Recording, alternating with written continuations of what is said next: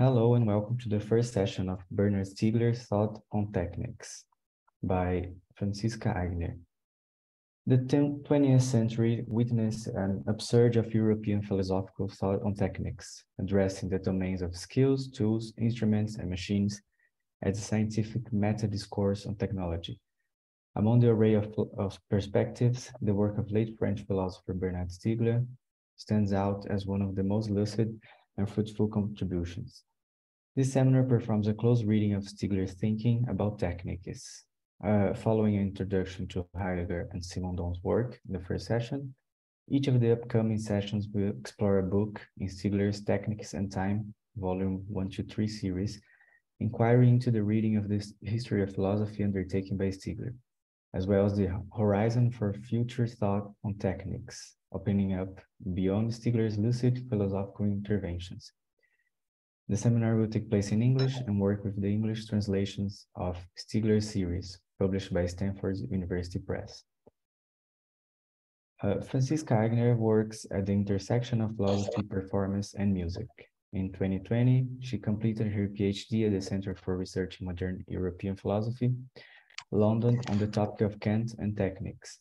Complementing her philosophical work, she has studied at Parts, the School of Choreography and Dance in Brussels, directed by Anna Teresa de Keersmaker, and worked with Anne Imhoff on the performance Die Rage, Angst and Faust, awarded the Golden Lion on the Venice Biennale 2017, as well as for William Forsyth, Matt Ingvartsen, Alexandra Baxetis, and others.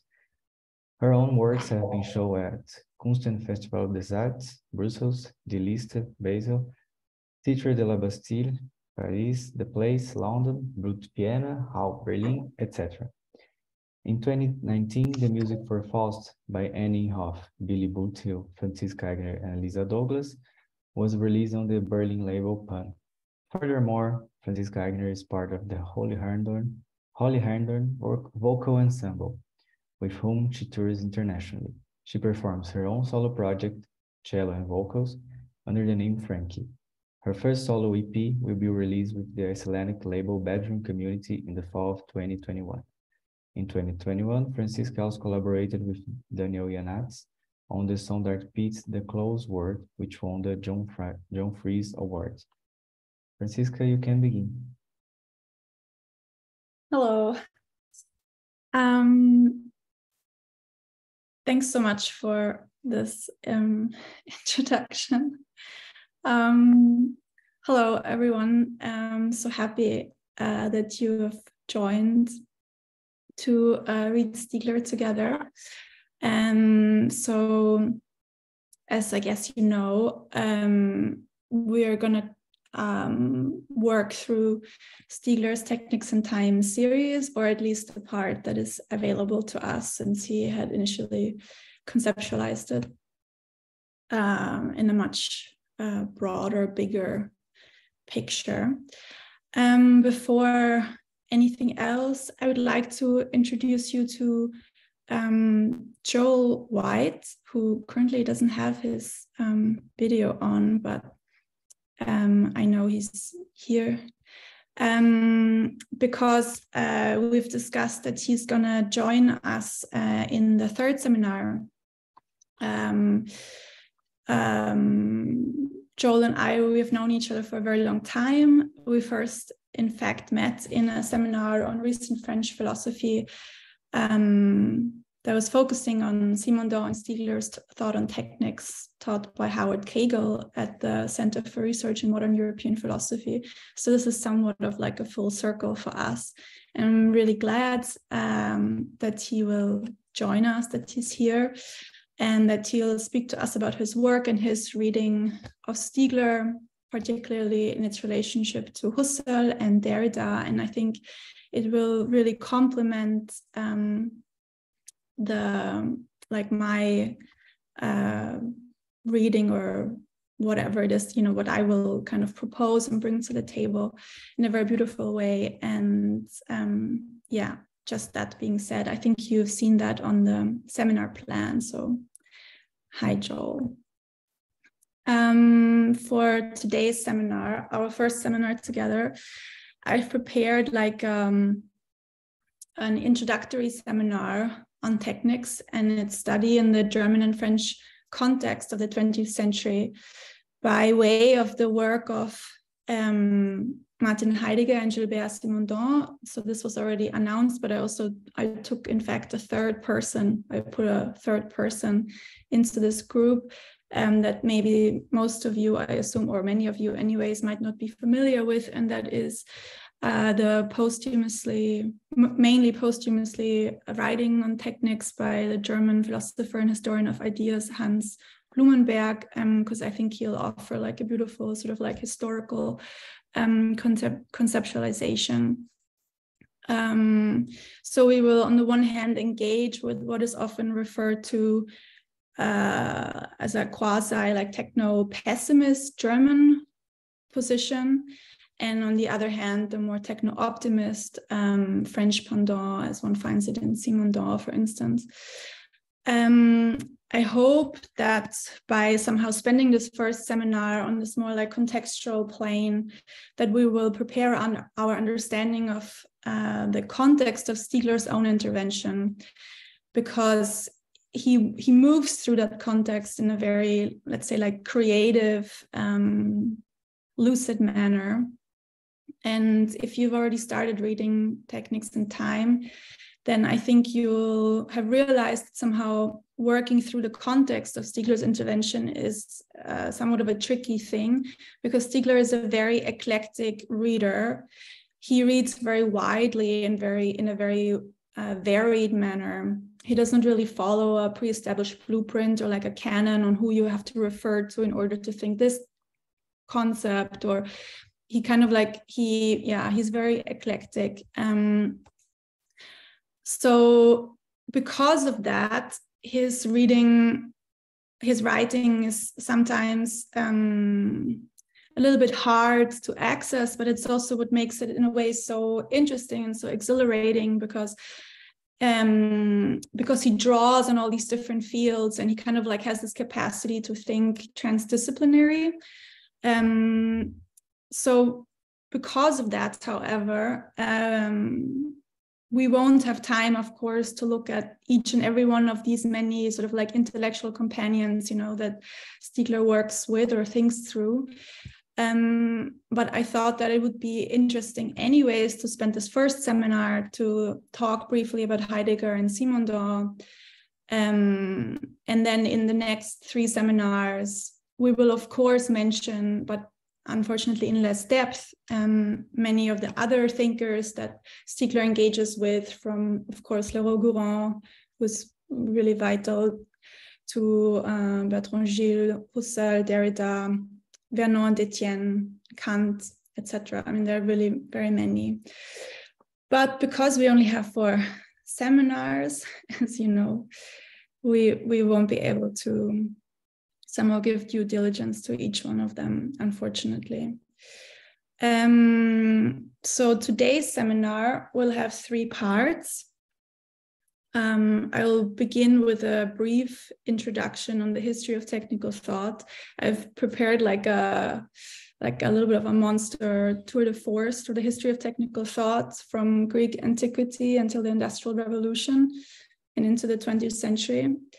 As such, I'm very aware that it's very brief and very schematic, but I think it's important to move through these motions to get a sense of the temporality that underlies the problem of techniques, and the temporality of the problem itself, and how long it has been there in its kind of like different iterations.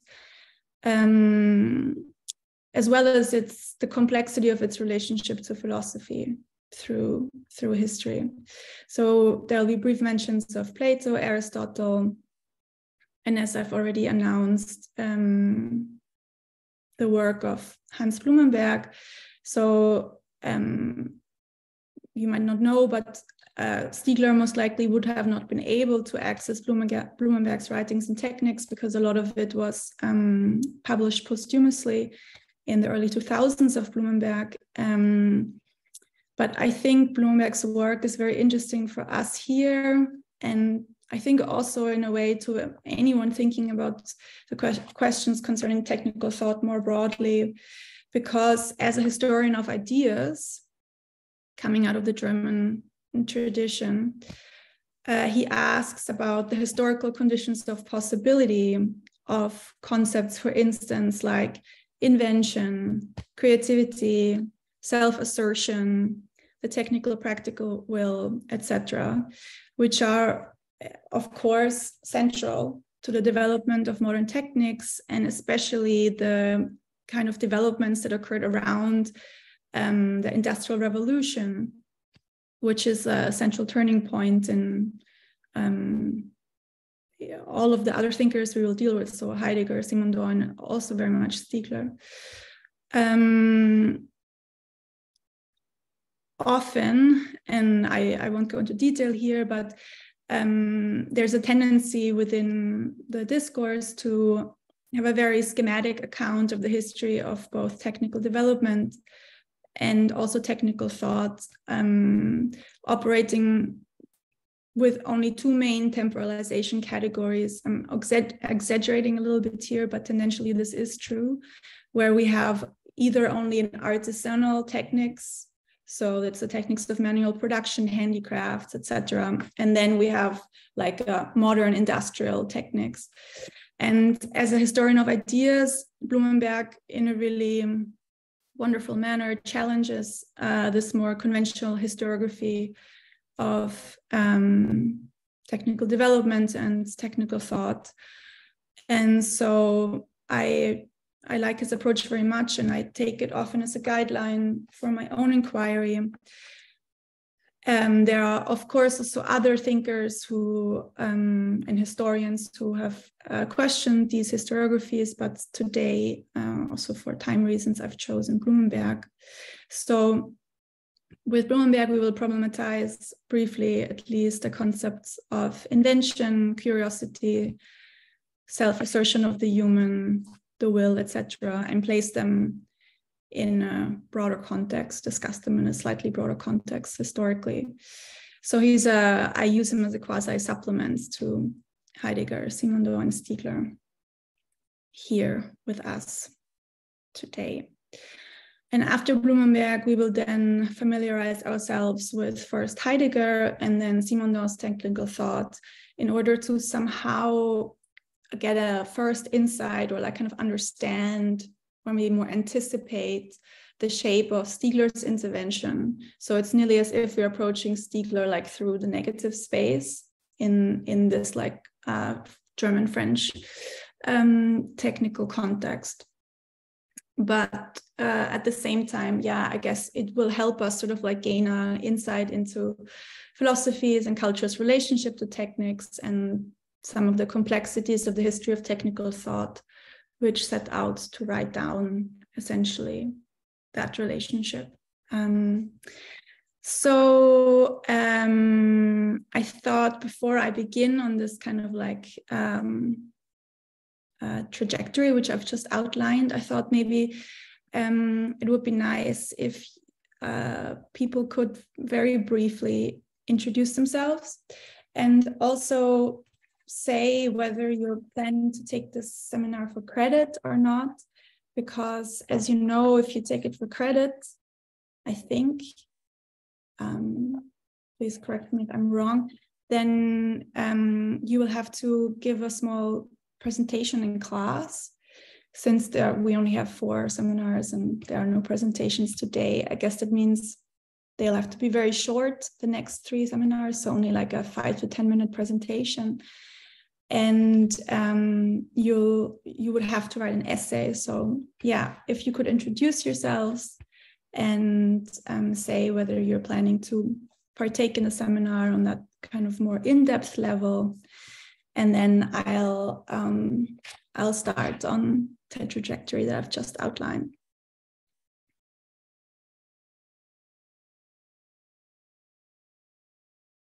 I don't know if anyone wants to start, or should I just?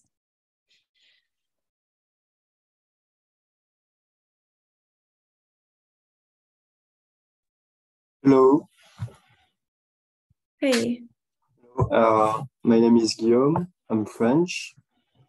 I studied French literature and philosophy at uni, and now I'm no longer a student, but I miss studying, and I'm very glad that I can learn things about Bernard Stiegler, and I think I follow this seminar deeply and doing the essay and all stuff. Great. Welcome, Guillaume. I'm happy you're here. I can go next. Hey, I'm Jeanette. I live in the Netherlands. I studied product design and contextual design. So like from like a field of study, I come from more of a visually creative field. But now since like 10 years or something, I work as a freelance writer on culture and social issues. And I'm a noise performer and I don't know, different, like interested in different stuff. Not to take too much time. Yeah, I'm a certificate student also, so I'm going to be doing a presentation and the essay. Okay, great. I can go next. Hey. Hi, I'm Ishita. I'm from India, and I'm also a certificate student, so I'd be doing this for credit as well. And this is also my introduction to Stiegler's thought, and the way that you have set it out, I'm hoping that it's what I need to sort of grasp. Not to mention that I just took the seminar with Cecile last month on Simondon. So, this also feels like a good continuity to develop that intellectual trajectory. I'm an architectural historian, and I'm a filmmaker. I'm a performer in the theatrical cinematic realm. Yeah. Beautiful. Okay, great. Great that you put the Simondon course also. That will be very helpful.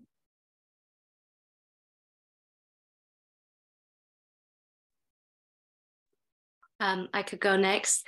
I'm Freya. I'm from Germany, and I've done quite a lot of research on Simondon so far. And because of that, I've also come into contact with Stiegler's work, and I've read Symbolic Misery, but not Technics and Time. And I'm really looking forward to discovering that here. And I would also like to do a presentation. Okay. Yeah. Great. I can go. I'm SN. I'm from Turkey, but I'm based in Spain right now. And like Ishita, I also did Cecile's class on Simondon, and I also believe that it's going to be kind of like a nice transition. Sadly, I'm not that familiar with Stiegler, so it's going to be kind of like a first steps, baby steps. And I'm doing a PhD on clinical psychology and virtual reality, and doing research on ethics of virtual agents, AI-based social virtual environments, and I am also a certificate student, so I might have to do a presentation as well. Great.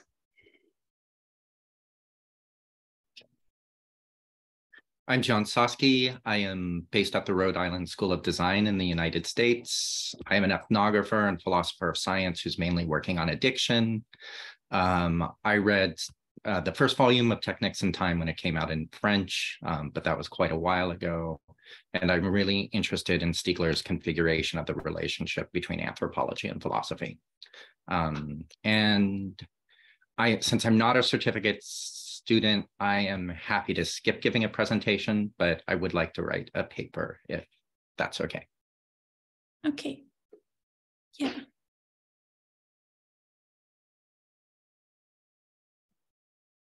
I'll go next. Hey everyone, I'm Aaron Bjork.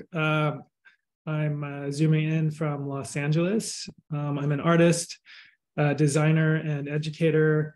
I teach at Art Center College of Design. I teach motion design. So I think the conversations that we're going to be talking about, I think are interesting to me, as in my field, we use a lot of technology. So just looking forward to understanding that a little bit more from Stiegler's perspective. Yes, I am enrolled in the credit version of this, so I'll be giving a presentation, I guess. So nice to meet everyone.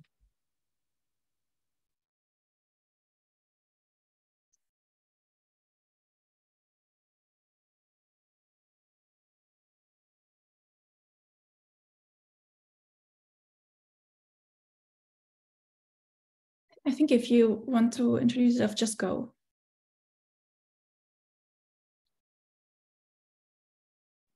Hi, Sebastian. I'm a Swedish PhD student, writing on media aesthetics, basically on digital images. Read some Stiegler and Simondon, but very much looking forward to getting deeper into it. Are you going to give a presentation, or is this for credits? Yeah, this is for credits. Okay. Okay, I'll go. Hi, I'm Olivia. I'm American in Paris. I'm a credit student. Oh, Olivia. Oh, okay. You're dropping in and out. Can you hear me okay now? Now you're back, yeah. Okay, sorry about that. So I'm a credit student based in Paris. So I will be doing a presentation. Definitely new to Stiegler, but interested in his life also. It's kind of how I first heard about him. So yeah, looking forward to, you know, getting a good introduction. So great. Okay, I can go next.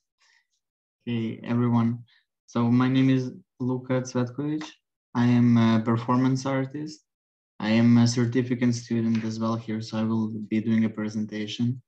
And I work with different modes of performativities that can decenter the human from its anthropocentric subjectivity, but then thinking how does this newly decentered subject relate to circulation of transgenerational traumatic content and circulation of power and subjective identities, but then as well thinking art as a means of producing time and space where contingent experiences can arise. And therefore, I think that everything Husserlian and Stiegler that is involved with time is of a very much interest of mine. So yeah, I'm happy to be part of this. Great, welcome. Hi everyone, I could go next. I can go next. Oh, okay. An overload. Go ahead, Denise. Go ahead. Oh, yeah, I'm Denise. I'm from Mexico, and I'm in Mexico at the moment. I studied architecture and also art history. So I was in year 2, and I'm interested in this seminar because for the last years I've been working with like philosophy of technology in relation to contemporary forms of capitalist labor, particularly like semi-automated labor, I would say. And I'm interested in somehow learn more about these philosophers of technology and to relate with more contemporary sort of lines of thought of like critical race theory and speculative fiction and that kind of stuff. So I'm very interested in see what comes out of this seminar. And I'm a certificate student in the philosophy track. So I will be happy to do presentation for the next time. Great, welcome. Hi again. I'm Yanis. Sorry about my camera, which the Zoom completely rejects. I don't know why. But I'm an art historian, a writer and translator. I'm currently based in Greece. I'm a certificate student in the Art and Curatorial Practice program. So this is for credit, and I'd also love to make a presentation for this course. I'm really interested in the notions of translation and the archive. And I've been researching that in the context of experimental writing, poetry, and conceptual art. And I don't know if it's interesting or not, but I would love to make something about or related to sound in this course. I don't know if that will be possible, but just dropping it as an idea in this first session. Nice to see everyone. Hey, Anis. Nice that you're here. Yeah, we can talk about these papers or whatever you have, essays. Normally what I offer is that after the last seminar, I can have whoever wants to write something, we can have like kind of one-on-one Zoom in order to discuss what it is you want to write about and just to offer some support in case that is something you would like. And yeah, we can talk about different formats that this final work can take, of course. Yeah, I think that'd be great. Yeah.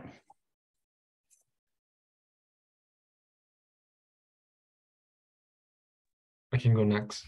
Hi, my name is Igor. I'm from Brazil. I'm currently in Bremen, here in north of Germany, and I'm doing my master in digital media, and I'm currently baby stepping in philosophy. So yeah, nice to see you all. Igor, are you gonna? Is this for credit? Yeah, it's also for credit. Wow, there's a lot of you. Okay.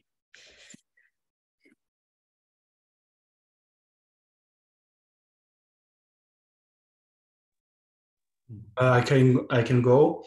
I'm Raphael. I'm originally from the French part of Switzerland, but I now live in Basel. I have a background in humanities. Then I studied composition. So now I'm, I guess, a composer, and I'm studying also classical singing now in Basel. So I'm doing this for credits. And maybe just a word, like also I got interested in the wacky life of Bernard Stiegler at first, and then I read his more, let's say, polemical papers, polemical books from France, and never the very, very serious stuff that he wrote. So now I'm a bit interested in that. And yeah, I mean, I've been also doing the Simondon seminars, more or less. And so I'm interested to see how all of this goes together. Great. Happy that you're here. Hello, can you hear me? Yes. I'm happy to go next. My name's Sean. I live in Los Angeles. I'm a writer. I also work in technology. I work with a company that does things with satellites, and I worked in the government for a number of years as well. Let's see. This is my first course with this organization. I won't be taking it for credit, so I probably won't have time for the presentation, but I'm happy to be here. I've tried reading this Stiegler Technics in Time many years ago, found it very interesting, so I just wanted to come back to it. I'm also a PhD student at the European Graduate School, where Stiegler taught at one point. Thank you. Welcome.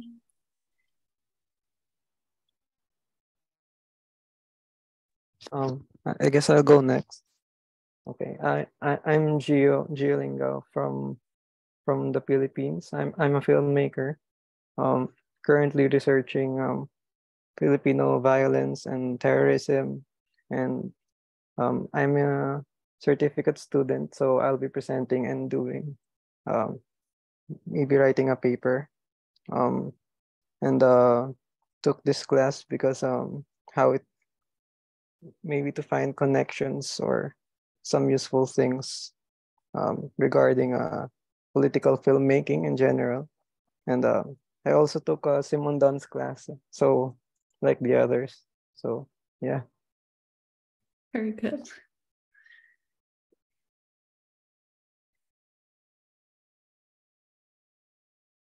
I can go next. Hello, everybody. My name is Renzo. I'm Peruvian, based in Chile. Just finished my PhD in media art. when I use the notion of individuation in Simondon and organology in Stiegler as a methodology for media artists. I think I'm going to present it too, because I like to present something. I'm writing a paper related to this seminar. So I'm happy to be part of this too. Great.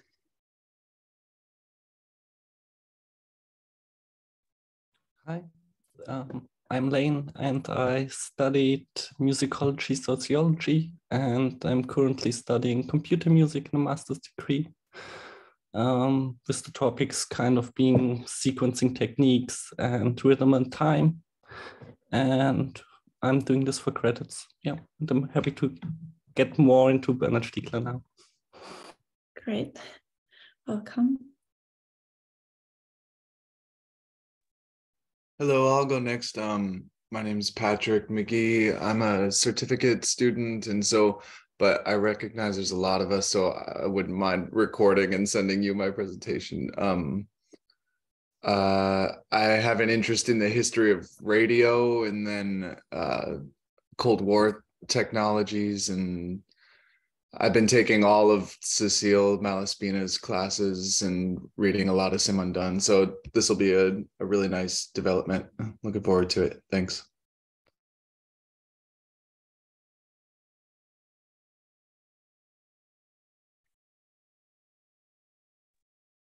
I can maybe go next. Can you hear me okay? Yes, I can hear you. Okay. Yeah, my name is Alan. I'm from Mexico, but I live in Germany, doing a PhD here. It's mostly Marxist theory, but I was really into Stiegler some years ago. I wrote my master's thesis about him, but I kind of stopped reading him after that.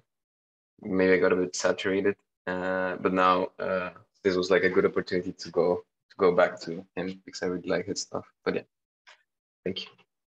Are you going to do that? Are you going to give a presentation, Alan? No, I'm not. I'm not doing it for credit. So. Yeah. Okay.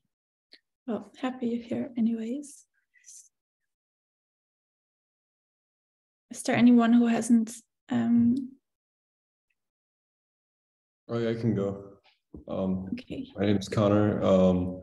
I'm taking this. I guess I'm auditing it, so I'm not taking this for credit. Also in California, in Los Angeles. I'm an artist and composer, and I guess initially came across Stiegler's work while writing an undergraduate thesis, but didn't have enough time to actually go through the 3 volumes. So I'm just taking this opportunity to kind of go through it now, and may or may not rework my paper, which would just be separate from this course. Okay. Great.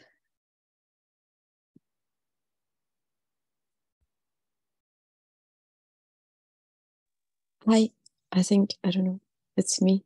I'm Dagmar. I'm a visual artist based in Copenhagen. I graduated from Malmö Art Academy in 21, and I work with media like sculpture, installation, and also with delays and sound and video transmissions. And I'm interested in subjects like material agency and and I read a bit of Stiegler's Technics and Time, but that was a while ago, and I look forward to have a more in-depth introduction to his work. And I'm also a certificate student and would like to do a presentation at some point. Thanks. Is there anyone else? All right. Well, I'm so grateful that you're here to read Stiegler together with me, and it's super, and it's a very good coincidence that Cecilia has just, that Cecilia has joined, like she's at the New Center and she's doing as a translator of Simondon, also in her own work, has like a really deep insight into his work. And I think if you've taken that course, it will be a really great continuation for you, obviously, because Stiegler was an excellent reader of Simondon and found a lot in his work, and managed also to develop some of the kind of projects that Simondon had in mind that he, Stiegler might, he did it in a slightly different way. And so that's very interesting to see the kind of boundaries he perceived in Simondon's work and the way he developed them, just really simply put. Just a very, so time is a very valuable commodity in the seminar. So just one very last brief note. So there's a lot of you who are doing this for credit. So I would suggest that I know this can be maybe a bit difficult because we're all doing this online, but I would suggest that maybe if it's possible that you would form groups to do presentations, because this way I think both we can kind of like focus the time that we have, but maybe also get a little bit more in depth in the topics of the presentations themselves. Like one really I think good and valuable thing for the rest of the group, for all of us, could be that as a group you choose, for example, I don't know, Stiegler's relationship to, I don't know, let's say Bertrand Gilles, etc. But you can of course choose any topic you want, and then you can present that topic. I often encourage people to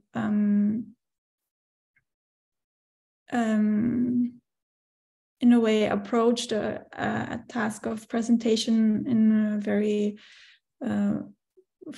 like a very kind of like broken down level, to the extent of, you could ask just 3 questions, focus on something you don't understand, something that you think you understand, and something that you think is interesting. Kind of like often like walking along these really straightforward, simple things when it comes to close reading of a text can be very valuable, both for oneself as a reader, but also for the others that one, of course, presents to. All right, that's the last thing I'm going to say. Anything about essays we can talk about in at a later moment. So I'm going to begin with the general introduction. So, as I would assume most of you know, when it comes to philosophy's engagement with questions of techniques and technology. Yeah, on a side note, I'm gonna talk more about terminology in next week's class. I'm just gonna sort of bracket these terminological, etymological questions for today. So, when it comes to philosophy's engagement with questions of techniques and technology, and I'm referring here to the modern European tradition of philosophy emerging out of ancient Greece, just to be precise, we can see that since its early stages in ancient Greece, the technical object has been deemed somewhat unworthy of philosophical inquiry. Working with and through the epistemological distinction between episteme, so science, and technics, the technical knowledge was denounced as early as in Plato as a sophistic instrumentalization of knowledge and abuse of power. Stiegler writes a lot, very lucidly about this, but we can find this throughout the history of philosophy, a kind of reference towards this political framing of this distinction, one could say. If we read Aristotle, we can also see that technological thought appears as comparably underdeveloped, lacking a unified system of its own, and operating on a separate plane from science. In a way, techne's status as knowledge, while having its seat in the rational part of the soul,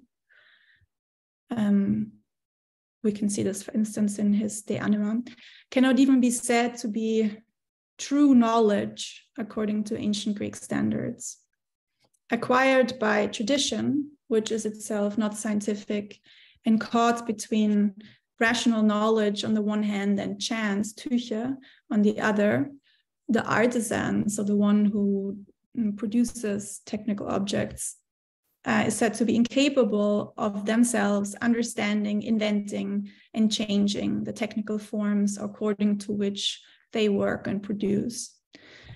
Consequently, for the Greeks, the production of technical objects itself does not offer insight into the technical. As so poignantly put by Jean-Pierre Vernant, this French classic scholar that we will come back to and Stiegler draws very heavily on.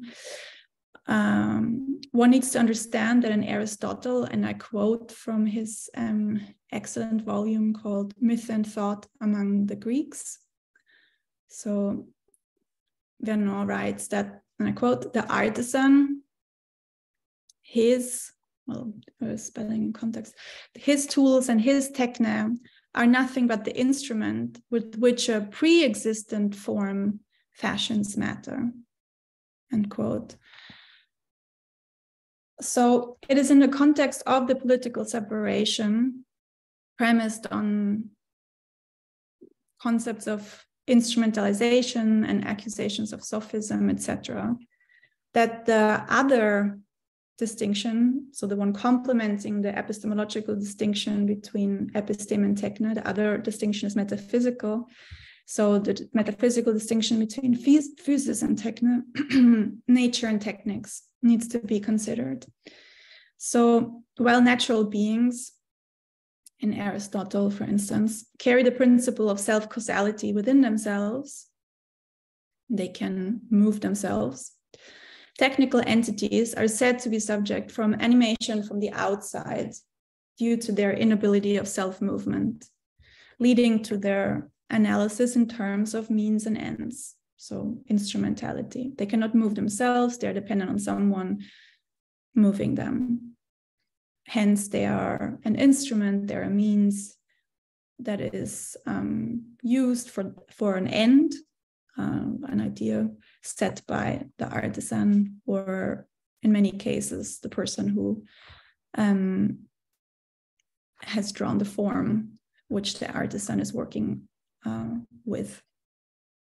We will encounter Plato and Aristotle frequently in the following weeks, in Stiegler, but also still today in Heidegger and Simondon.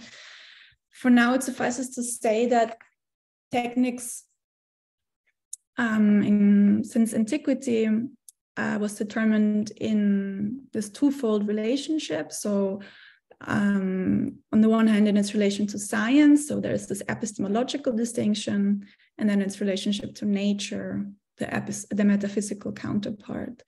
It was devalued as not worthy of study, aligned with sophism, and accused of the instrumentalization of knowledge. Following on from antiquity,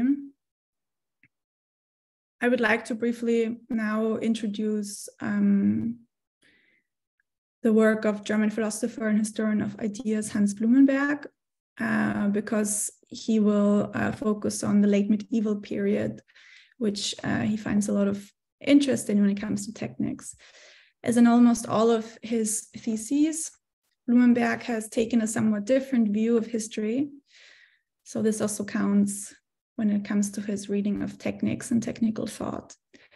He contradicts the widespread view that the modern era, die Neuzeit in German, including its advances in technical production and technical thought, in fact began with a quote-unquote new beginning and is thus unrelated to the Middle Ages.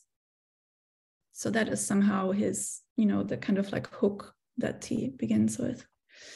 For Blumenberg, the modern era makes sense only in connection with late medieval nominalism. So he kind of reads them as a continuum.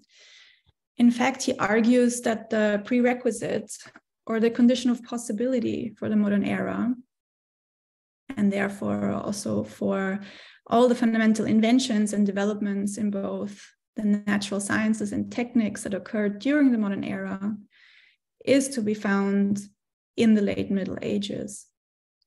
So, and this is kind of an important sentence, Blumenberg reads the modern era as the emergence from a kind of coercion of the human to self-assertion by what he calls the theological absolutism of nominalism. So what does he mean with that? I'll unpack that a little bit. Blumenberg discusses in his readings of Neoplatonic and scholastic philosophy, which, as we know, reconciled Christian theology with classical and late antiquity philosophy, or philosophy of the antiquity, especially that of Aristotle, but also Neoplatonism. We know that in that Neoplatonic and scholastic philosophy, the medieval conception of the world in Europe was closed, so of the world was closed and clearly ordered. What this essentially means is that each element of this world, of this cosmos, had a prearranged and clearly delineated place in the world, including its relationship to all other elements. And the human in this cosmology, so in this sort of like idea of the world, occupied the central place, which in fact allowed the human to read and understand God's creation in this essential order as a systematic and scientific whole. This world then, this ordered world, this cosmos, which was said to have been made by God for the human at its center, was essentially still binding. But it was binding. The human found itself restricted to that which was, so the natural given order, which they would or could both understand and live in, because of this order and the kind of the given relationship to all of its parts. Blumenberg then goes on to show how, and he reads Duns Scotus here, how in the late medieval nominalist notion of God, we encounter a radical intensification of God's freedom and omnipotence. And precisely because God became omnipotent, so much more capable, God also became incalculable. Now, the human could no longer say with certainty whether creation was well ordered or not, or whether the human had a special place to occupy in this unpredictable order of the world. This new God was radically free, and as a consequence, the world became unreliable. And as a further consequence, the significance of the human in the world and in creation as a whole, as it were, was called into question. To understand the world as a creation of a radically free God meant that there could have been other worlds, for instance. The world loses its essentially natural and thus necessary character. It could be otherwise. From here on then, the human found itself faced with the increasing difficulty and finally the impossibility to infer metaphysical meaning from the place or position that anything or anyone occupied in the world, since neither the thing nor its position could any longer be taken to be necessary. From here on, the world was no longer a cosmos. It was no longer an order. The order was broken. In his posthumously published Schriften zur Technik, so these are the ones that I have referred to, Blumenberg points out the surprising lack of negative and disappointed responses to the Copernican revolution by Copernicus' contemporaries that one can find in the contemporary literature of Copernicus.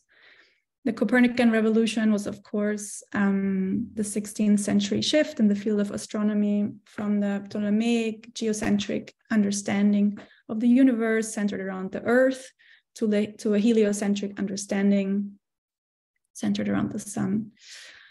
Blumenberg proposes that this lack of negative responses, or that is somehow like his interpretation, can only be understood via the corresponding undoing of at once, so at the same time, cosmic geocentrism in the natural sciences. So that's the Copernican revolution proper, so to speak, and teleological anthropocentrism by philosophical nominalism, as mentioned in the above. So this is somehow like Blumenberg's reading.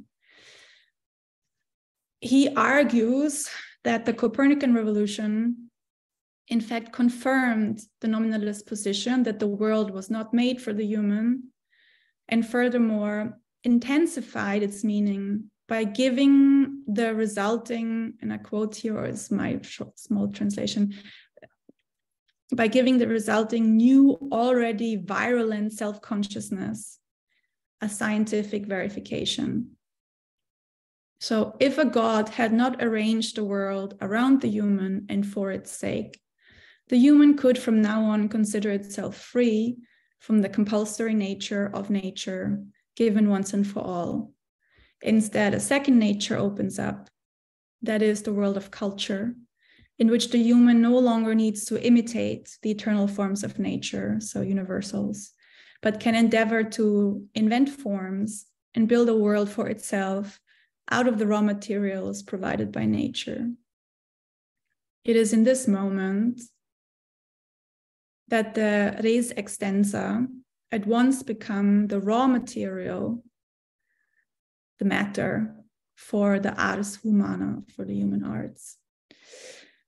Thus, this new self-consciousness that Blumenberg is talking about designates the self-understanding of, we would say now, the modern human as an active shaping principle of a cultured nature, out of which it draws its consciousness and to which it relates itself. Thus, what at first was nothing but an answer to the crisis of finding oneself in an essentially foreign and strange world as the result of a radically free God, took on a dynamic of its own. What at first can only be understood as the dethroning of the human from the center of the universe, with time transformed itself into the self-understanding of the human as autonomous and free. A radical lack of preconditions, which initially was the source of existential uncertainty and anguish, and we could, of course, argue, especially when reading Simondon, etc., who's very somehow sensitive to that kind of existential anguish still has like a ripple effect even into the 20th century, came to characterize the human, who from then on considered themselves as standing at the radical moment of becoming, in which neither cognition, nor action, nothing was to be taken over from a natural order predestined by God. With a radical lack of natural givens, arrived an infinity of possibilities.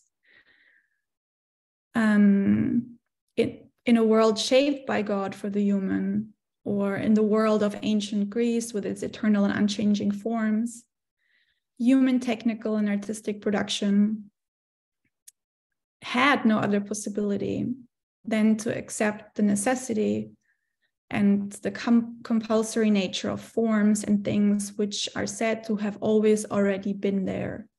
If God had made the world for the human, everything necessary already exists. There's no need to change anything. The attempt of changing anything, the idea to be able to create anything new, would here be heresy. So it's quite interesting, you know, if you read like Diderot, etc., like you can still find like texts in which there are like discussions whether like shoes are natural forms or, you know, stuff like that. It's exactly that kind of discussion that Blumenberg somehow hooks onto. So according to Blumenberg's reading, we can see that it was only after the waning of the medieval order, and with it the waning of eternal ideas as universals through nominalism, that art and techniques takes on a radically different role.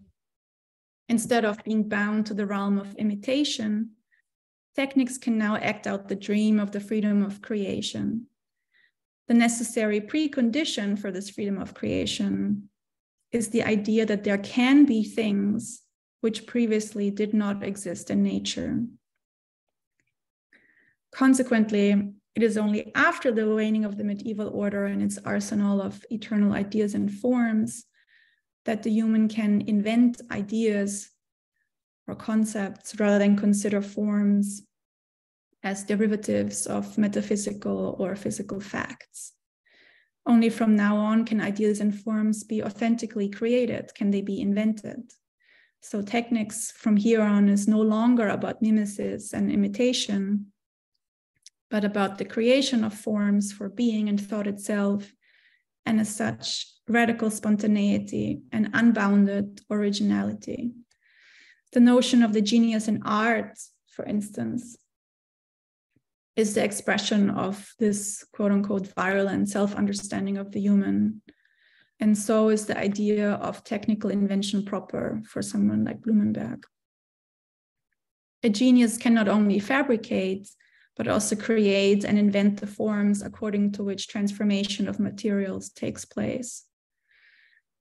For Blumenberg, it is only from the late medieval period onwards that the human first gained the potential to invent principles of artistic and technical transformation, whereas previously, technics was bound to merely imitate them. Hence, he sees in his reading of literature from that time that there was sort of like an investment and first appearance, like a kind of new meanings when it comes to concepts like originality or invention. They were valued, revalued, and investigated with a lot of interest. For Blumenberg, creativity in that moment took the place of imitation. So there's a number of consequences which Blumenberg sees as consequences from this late medieval shift. So firstly, curiosity was rehabilitated as a valuable characteristic. Second, the modern idea of the creative human being emerged.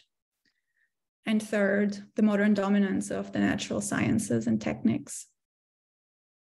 Abandoned by God, the human sought to restore rational reliability to the world through both the natural sciences and techniques. So this is a kind of refrain that I believe you're familiar with. To quote Blumenberg, it is science and techniques which at once give the power to foresee events, to anticipate them, to change them, or even to bring them about.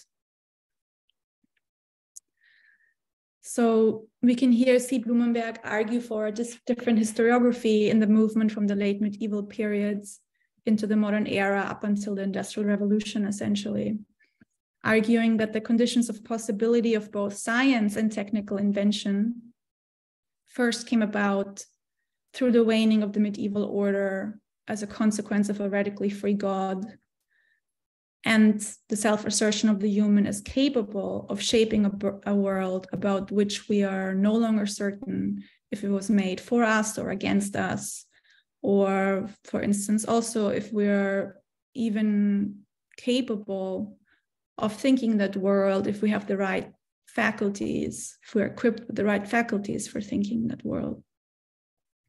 So the crisis of cosmology, of teleology, is certainly, for instance, at the core of Kant's project and the critique of pure reason. And I would argue like drives, his invention of transcendental philosophy, or also later in the critique of the power of judgment, when he essentially invents sort of like after the act, reflective judgment. So that sort of like, complementary mode of judgment to determining judgment, which allows him to propose that we could judge reflectively with like a hypothetical injunction, for instance, as if God had made the world for us. Or even, Hegel's dialectic and its movement towards the absolute, the crisis of being in Heidegger. A lot of the discussions around the subject-object split, or Adorno would, talks a lot about the increasing nominalization. For him, this is a movement that started in the late medieval, so nominalist period, but goes until Adorno's own time. So obviously, the crisis of the cosmos, cosmology, etc., is no stranger to the reader of philosophy. And we could, in a way, read the entire history of philosophy after nominalism as an approach of like a try of sort of like damage control to that loss of order, and see both techniques and the natural sciences as subsequent substitutes for the loss of that very order. And in a certain extent, like Blumenberg is very close to Heidegger here, where he sort of like traces the function of science and technology in that respect, but also argues that it's not like a successful substitute that can undo that problem like once and for all.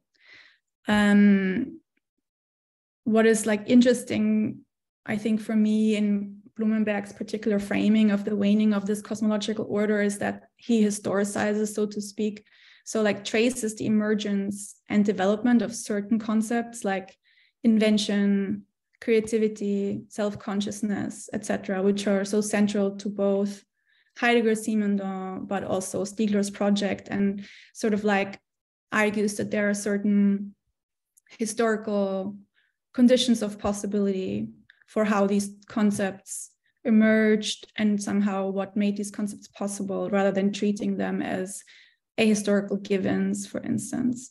That's why I introduced Blumenberg sort of in that muddy like space between Greek antiquity, means ends thinking of instrumental conception of techniques, and then sort of like industrial modern techniques.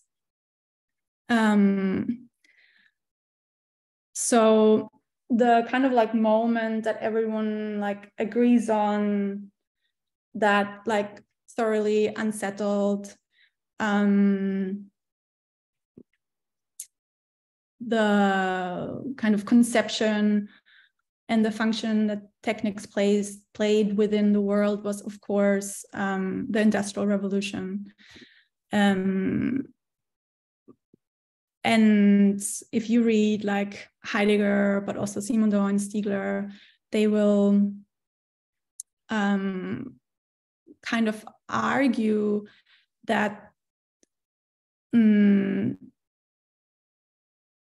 that this was sort of like the beginning, that the metaphysical place, but also like kind of the political place, I would argue, of technical objects began to be reconsidered in a really profound manner in that moment, and that kind of continues until today. And, you know, obviously they, at least Heidegger and Simondon, didn't really live what we call digital revolution, but Stiegler lived it a little bit. But we could, you know, of course, continue that writing of history, and I think it's very necessary. So the proliferation of technical objects in the form of machines, kind of during the Industrial Revolution, demanded this, for instance, you find very strongly in Simondon, but also in Stiegler. It sort of like demanded a systematic scientific approach to techniques and technology, which hitherto, they argue, hasn't really been subject to scientific systematic inquiry.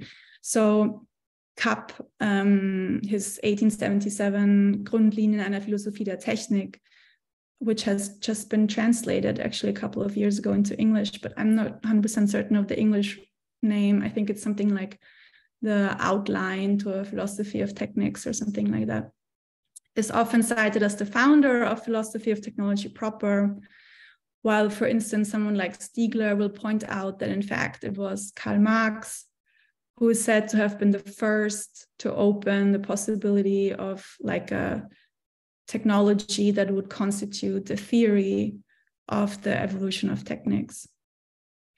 The Industrial Revolution is characterized slightly different depending on which historian you deal with, but all of them obviously say that it started around like 1780 or anyways towards the end of the 18th century with the invention of the steam engine, and sort of like went more or less until 1840. So in a few decades, the invention of the modern machine, and then eventually the invention of energy, changed the living reality of millions of people, starting from more or less Central Europe with like England, Germany, France, etc. But then later, like Europe as a whole, until eventually the whole world.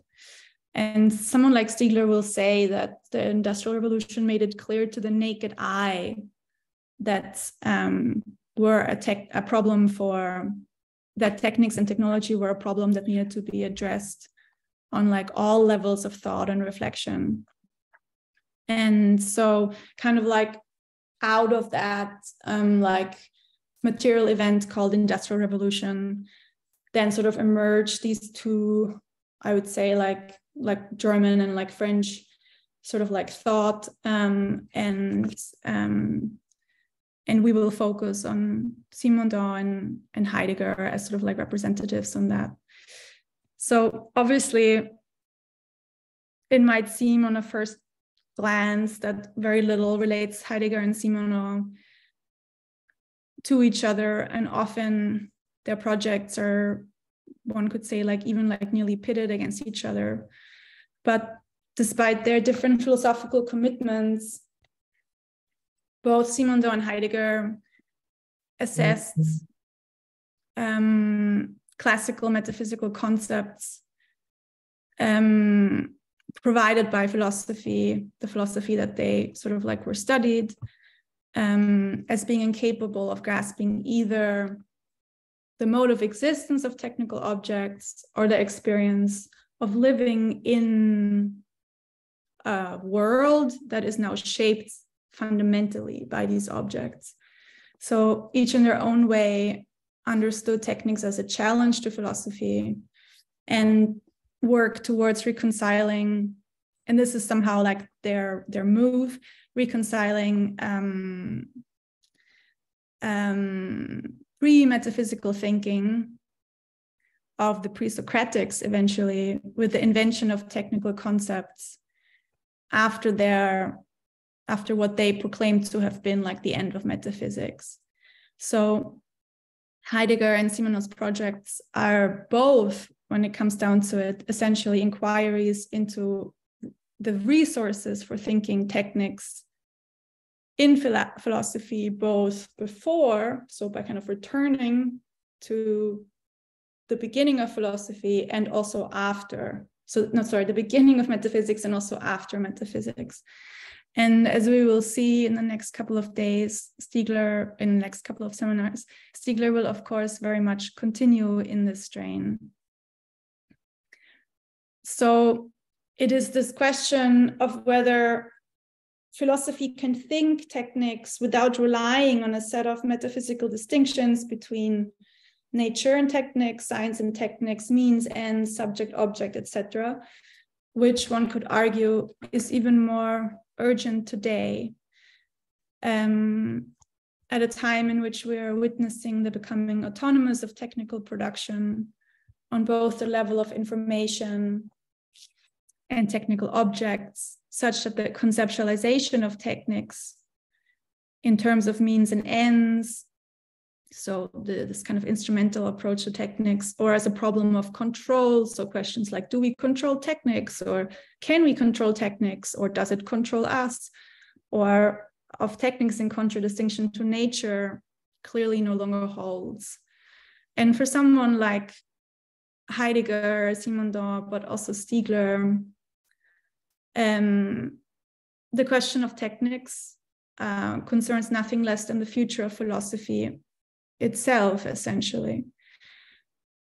And hence they spend so much time trying to circumscribe and trying to sort of like approach it in their, you know, in various varying manners. One of the reasons, and we will go more into Stiegler's sort of like, you know, reading of philosophy later, is like kind of like approaching so from the outside, not now rather than from the inside, is that one could argue that since the beginning of the 20th century, philosophy no longer seems to have had a proper object of its own, with the emergence of, you know, the kind of new sciences like sociology, psychology, etc.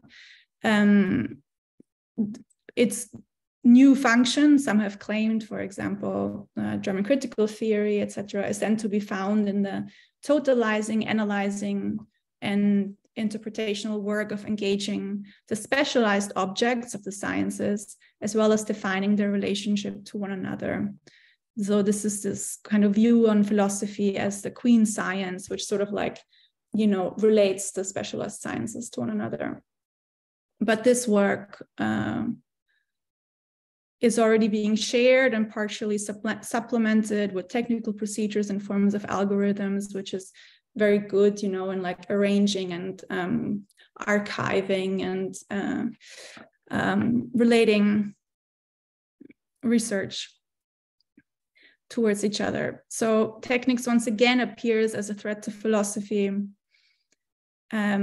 which seems to not be able to keep up with the speed of technological development, revealing yet another chapter in philosophy's age-old, one could argue, like technophobia, like always trying to distance itself from it. It is clear then that this problem cannot be answered by any attempts undertaken by a philosophy of techniques or philosophy of technology, as if philosophy's presumed and pure concepts would suffice to analyze technology as yet another one of its specialized sciences. Technics is a problem for philosophy and for its self-understanding, which it, for someone like Stiegler, for instance, it must urgently address if it is to play, if philosophy is to play a role in the contemporary world that we live in. The task at hand can thus be expressed to be the following. Can we invent a future for philosophy by developing resources and concepts capable of thinking techniques and its mode of existence? And it is this very question that both Heidegger, Simondon, and Stiegler posed and worked through, and which I will introduce and lay out in the following two brief engagements now with Heidegger and Simondon, who Stiegler draws on tremendously, as we will see in the other seminars. So some of you have already mentioned this. Stiegler lived a somewhat unconventional life. And you can find a lot of this stuff online. And Stiegler also wrote something like a philosophical memoir about how he became a philosopher called Acting Out. So you can also read that. So I will just say like a few words about Stiegler before moving on. So, as you know, he was a French philosopher. He was born in France in 1952. And as later became known, actually against Stiegler's own will, he had been incarcerated for armed robbery between 1978 and 1983. And it was, in fact, in prison that Stiegler famously began his study of philosophy under Granel at the University of Toulouse. So it appears to have been still like kind of study course by correspondence prior to online universities, of course. He then went on to write his doctorate under Jacques Derrida, and he held many different positions throughout his life at Collège International de Philosophie, at Goldsmiths. He also worked at IRCAM, really held like a number of positions, but he was also involved in several para-academic study formats, not unlike the one that we are currently engaged in, including his own School of Philosophy, which held like yearly summer schools, and the group Ars Industriales. In August 2020, at the height of his career as a philosopher, as well as a public intellectual in France, because I think I remember one of you mentioning that they had read more kind of like controversial polemic texts that Stiegler had written. Like Stiegler, I think, really aimed also to take on the role of a public intellectual in France. So, but in August 2020, Stiegler took his own life, most likely after what appears to have been a diagnosis of a fatal illness. So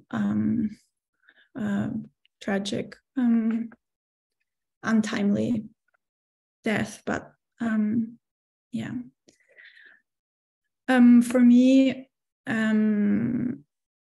his Technics in Time series is without doubt his most profound philosophical work, as it argues, very broadly put, that technics is a special kind of memory, and that it is constitutive of human temporality. Up to today, the published series consists of 3 parts, which are the ones that Stiegler managed to write and publish during his lifetime. Since the very beginning, so since Technics in Time 1, he always intended Technics in Time to be a series, but the extent of the series changed as Stiegler worked on it. We know that the outline of Technics in Time 1 and 2, so the first 2 big books, are somewhat derived from Stiegler's doctoral thesis. And if you have already started reading the 3rd book, so I will just quickly, so that's how they look in English at least. So there are these 3 books that we have that he has published himself. And so if you have started reading the 3rd book, then you will see that he already begins changing the overall shape of the project as he had laid it out in book 1, because the Technics in Time 3 is in fact now thought by Stiegler as a propedeutic to book 1 and 2, rather than the real 3. And at this point, Stiegler had then wanted to write 3 more volumes to the series. So the real book 3, which in a way then would have been book 4, 5, and 6. But as he began working on 4, it appears that he, in fact, intended 4 to supplant 1, 2, and 3. And it's this 4th volume, which is in a way like a rewriting of 1, 2, and 3, that is potentially the more or less finished, that he finished that more or less before his death. And then there are famously 3 more volumes. So these would be volumes 5, 6, and 7, if the third one we counted as sort of like a prequel, which were also somewhat finished, or maybe rather like abandoned by Stiegler at some point. And these volumes 5 and 6, at least, as far as I'm aware, were also supposed to draw on his doctoral thesis, but he sort of set them aside, and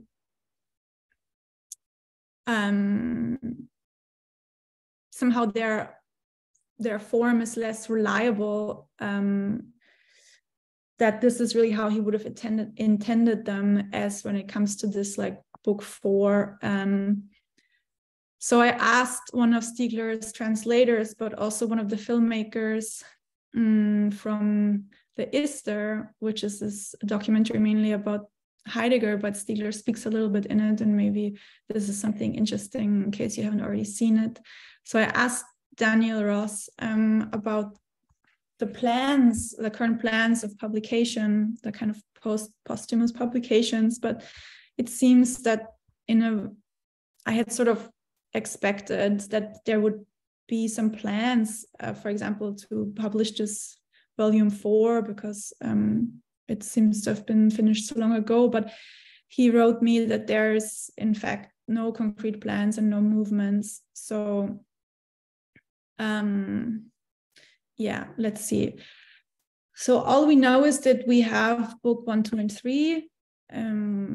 We can read it. So, but we also know that already before his death, Stiegler thought that this is no longer how it should have been, and that he had in fact produced something equivalent to the B edition in, Kant's Critique of Pure Reason, which has an A and a B edition, to speak in Kantian terms, and that there's a whole lot of other material belonging to that series that might get published at some point in time, but we don't really know when that will be or if that will ever take place.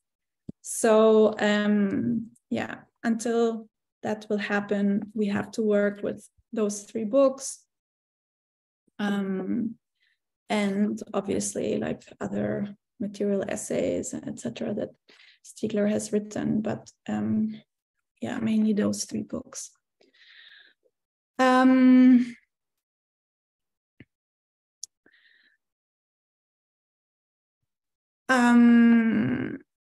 I'll move on to Heidegger now, because this took me much longer than I hoped it would. So I've asked you all to read the question concerning technology, die Frage nach der Technik, which is translated as technology. But, speaking with the Stieglerian vocabulary available to us, we could equally call it the question concerning technics. Heidegger published that text in 1954. It was derived from a lecture entitled Das Gestell, the enframing, that he had delivered, 5 years before, in 1949. And it's sort of like providing what I called before, like the German pole to the more techno-optimist parallel discourse that was emerging in France at the time, involving, for instance, the anthropologist André Laura-Gourand or Georges Canguilhem, who was the doctoral supervisor of Gilbert Simondon, who is also part of this more techno-optimist school of thought, or Jacques Derrida himself, and others. And so one could say that Heidegger's elaborations appeared to be more pessimistic in nature. Technics, he writes, and I quote this very famous line now from the question concerning technology. He writes, "It sets upon man, it challenges him forth to reveal the real in the mode of ordering as a standing reserve."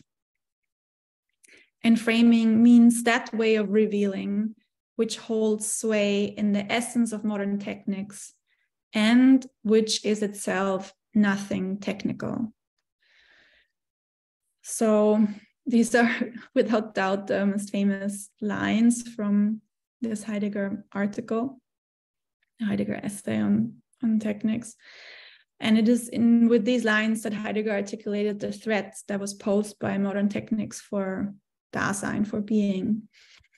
And this threat is said to be the consequence of the curiously untechnical essence of techniques, with which Heidegger makes it very clear that this is not a discourse on machines and tools, as one finds it, for instance, in Simondon. Because for Heidegger, if one remains within what he calls like a technical discourse and techniques, primarily concerned with the concrete technical object, he writes, we remain unfree and chained to techniques, whether we passionately affirm it or deny it. So this, Heidegger claims, is due to the relata that are put into relation within the technical discourse and techniques, which on one hand are the concrete technical object, and on the other hand, the human. And in order to bring forth like a free relationship to techniques, the one that Heidegger is ultimately interested in, it is necessary to shift the discussion from the relata of the concrete technical object and its relation to the human to that of the essence of techniques rather than the concrete technical object in its relationship to Dasein. So we will, of course, also see that someone like Simondon will also really critique sort of like the main object when it comes to the study of techniques, and will make really major sort of like shifts to the unit of inquiry. But this is like sort of like Heidegger's framing of the problem. So, but in this sort of like reframing, in Heidegger's reframing, we can already begin to qualify his apparent or his supposed techno-pessimism, because it's not that Heidegger appears to position himself like against techniques, nor does he want to free Dasein from techniques. In his posthumously published notes on techniques entitled Techne und Technik, which I can only really recommend to anyone interested in Heidegger and Technik, he writes that, and this is my translation from German, my thinking is not against techniques, but against the superficiality and naivete with which we consider techniques. And in another set of notes, Heidegger writes, and I quote again from that same collection of notes, essentially. He writes, to reject techniques is no less foolish than rejecting the sun. What is this rejection? A self-deception. Heidegger's position is thus not directed against techniques, nor does it aim to free Dasein from techniques. Instead, his relation to techniques seems to be twofold. On one hand, he considers it to be a quasi-natural and therefore necessary element of our contemporary world that it would be foolish to try and reject. At the same time, however, and despite the fact that techniques is everywhere and in everyone's mouths and on everyone's minds, it is subject to the general thoughtlessness that Heidegger diagnoses to the historical moment that he finds himself in. So, and this is very important, his point then ultimately is that the right questions, or the right question rather, concerning techniques has not been asked yet. The question, and I quote again from this posthumous collection of notes, the question concerning techniques, the tone lies on the question. It is necessary to develop it above all, to endure the question. The question is more pressing than techniques itself, end quote.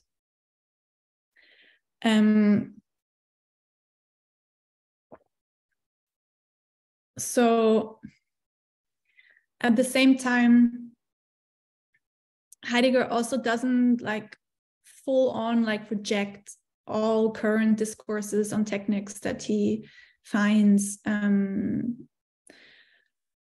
He's like always in his work differentiates between the right and the true, in the sense that the right makes accurate observations without, however, revealing inner truth.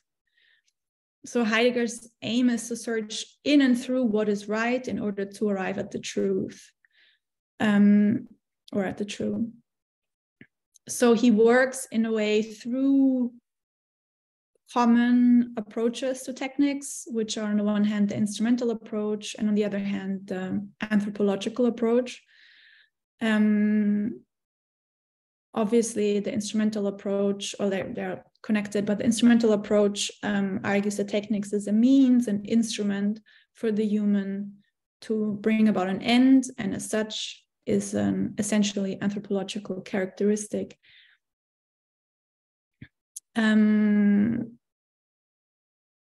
So he discusses these two approaches, so the anthropological and the instrumental approach, in reference to Aristotle, who had famously defined the ancient Greek notion of techne in this twofold nature, this by way of this twofold distinction I already referred to earlier on. Aristotle had placed techne in relationship to nature, and thus within an ontological discussion of poiesis, of technical bringing forth. And on the other hand, techne was also discussed in contradistinction to the systematic and unchanging Greek notion of science, so the episteme, and this is the epistemological counter distinction.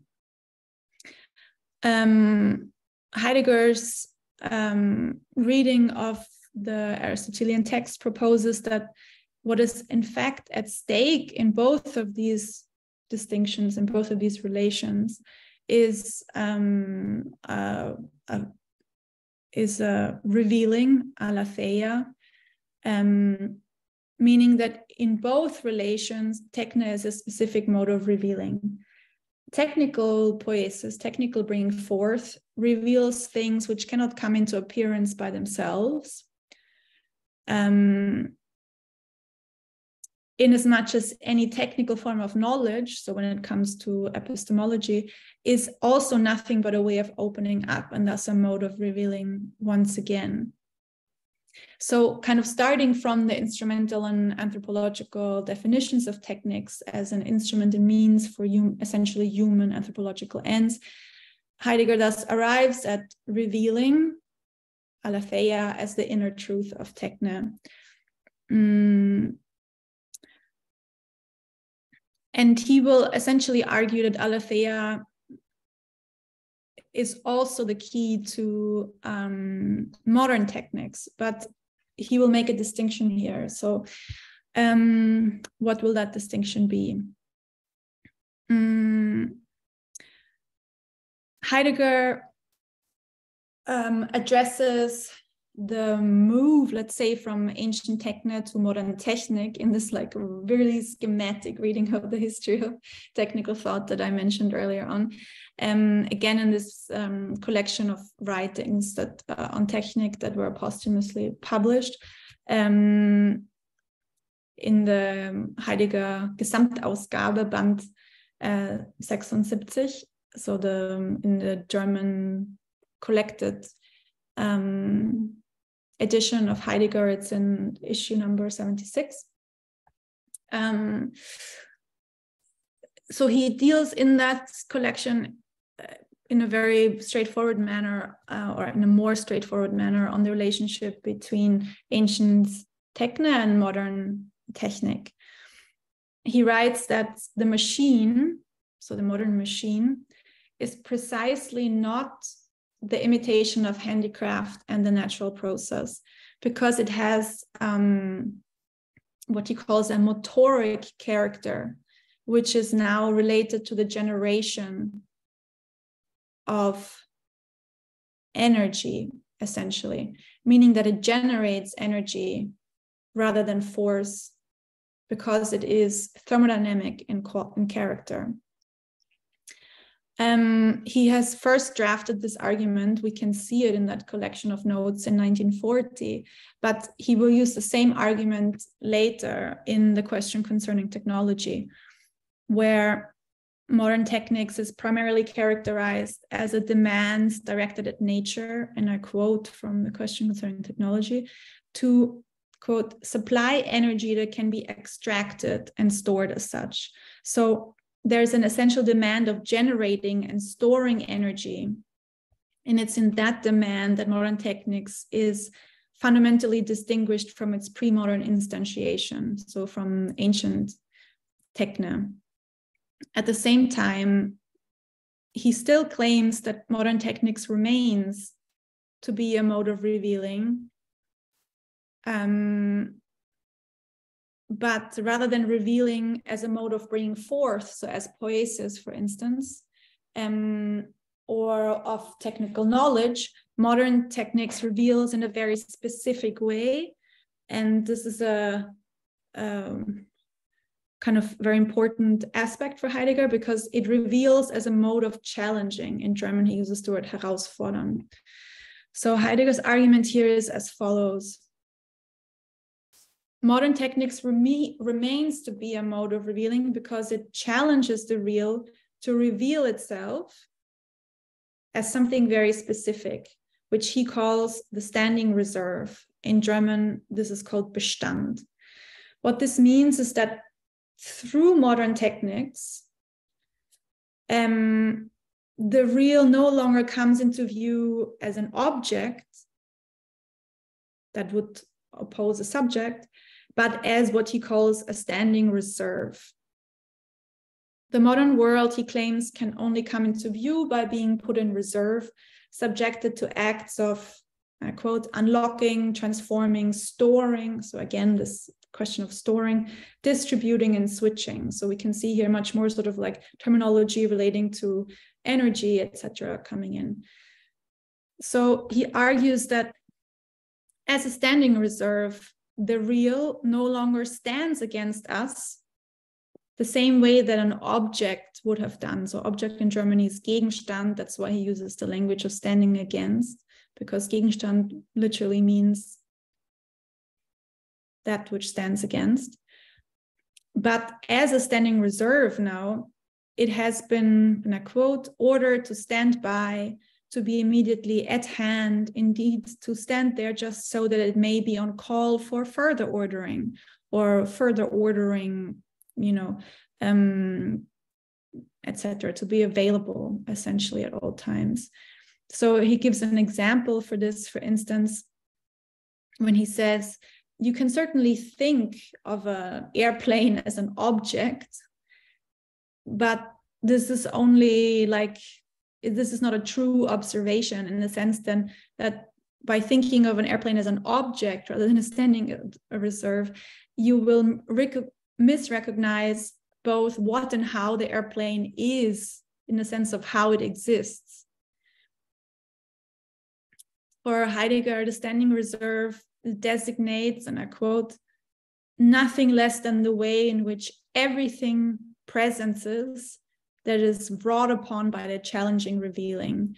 So Simondon, if we would adopt some Simondonian language here, would say that the mode of existence of that which has been challenged and revealed and transformed, worked upon by modern techniques, is no longer objective, but it is a standing reserve. So there is a fundamental difference in the mode of existence of the standing reserve for Heidegger. There's a second really important difference between ancient and modern techniques in Heidegger, and that is that complementing the relation between or complementing the move from object to standing reserve in the way that the world sort of like exists in its through its being worked upon, transformed by techniques. Heidegger situates a second move, and that is the move from the mind to enframing, this famous Heideggerian word, which in German is Gestell. So the mind, or in German he uses the word Gemüt, according to Heidegger, is this original gathering from which unfold the ways in which we have feelings of one kind or another. It's like he was a very deep and insightful lucid reader of Kant, and he finds this word and develops it further from Kant.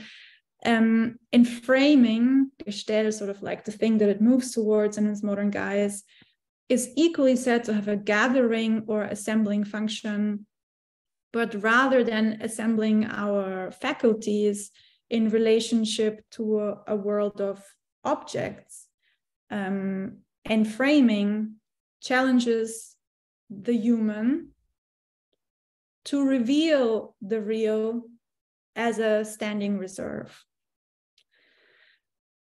So, according to Heidegger, it is this call to enframing that is this curiously untechnical essence of modern techniques. And I will quote again from the question of technology here. Enframing, so the Gestell, means that way of revealing which holds sway in the essence of modern techniques and which is itself nothing technical. It is nothing technical because in the way for Heidegger, something like the essence of a tree is not simply another tree, and thus we won't find it in the forest if we would go to look for it. The essence of modern techniques is not just another technical object neither. Enframing is here said to be the essence of techniques, and it cannot be found amongst technical objects, essentially for Heidegger, nor can it be addressed from within a technical discourse on techniques.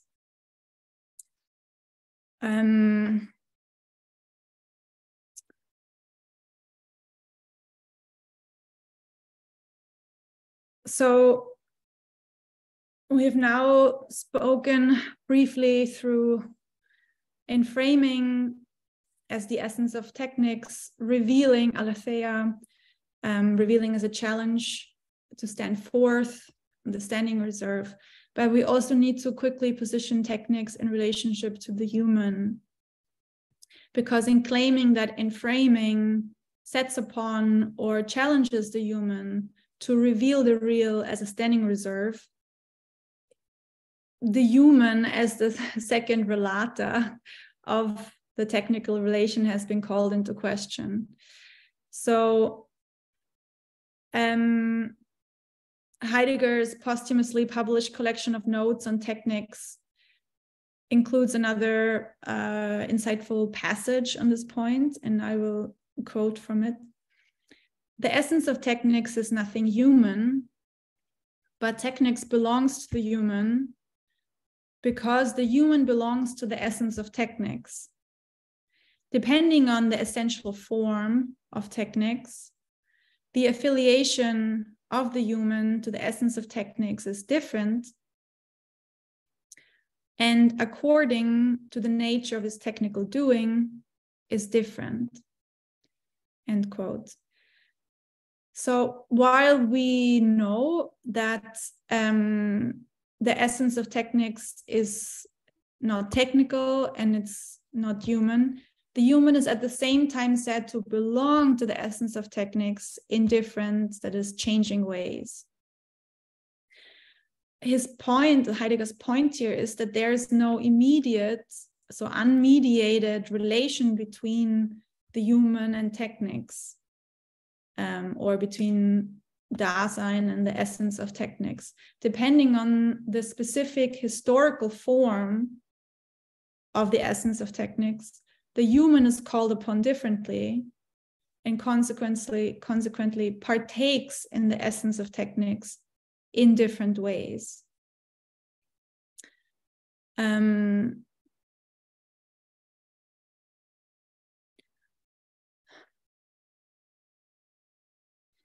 So Heidegger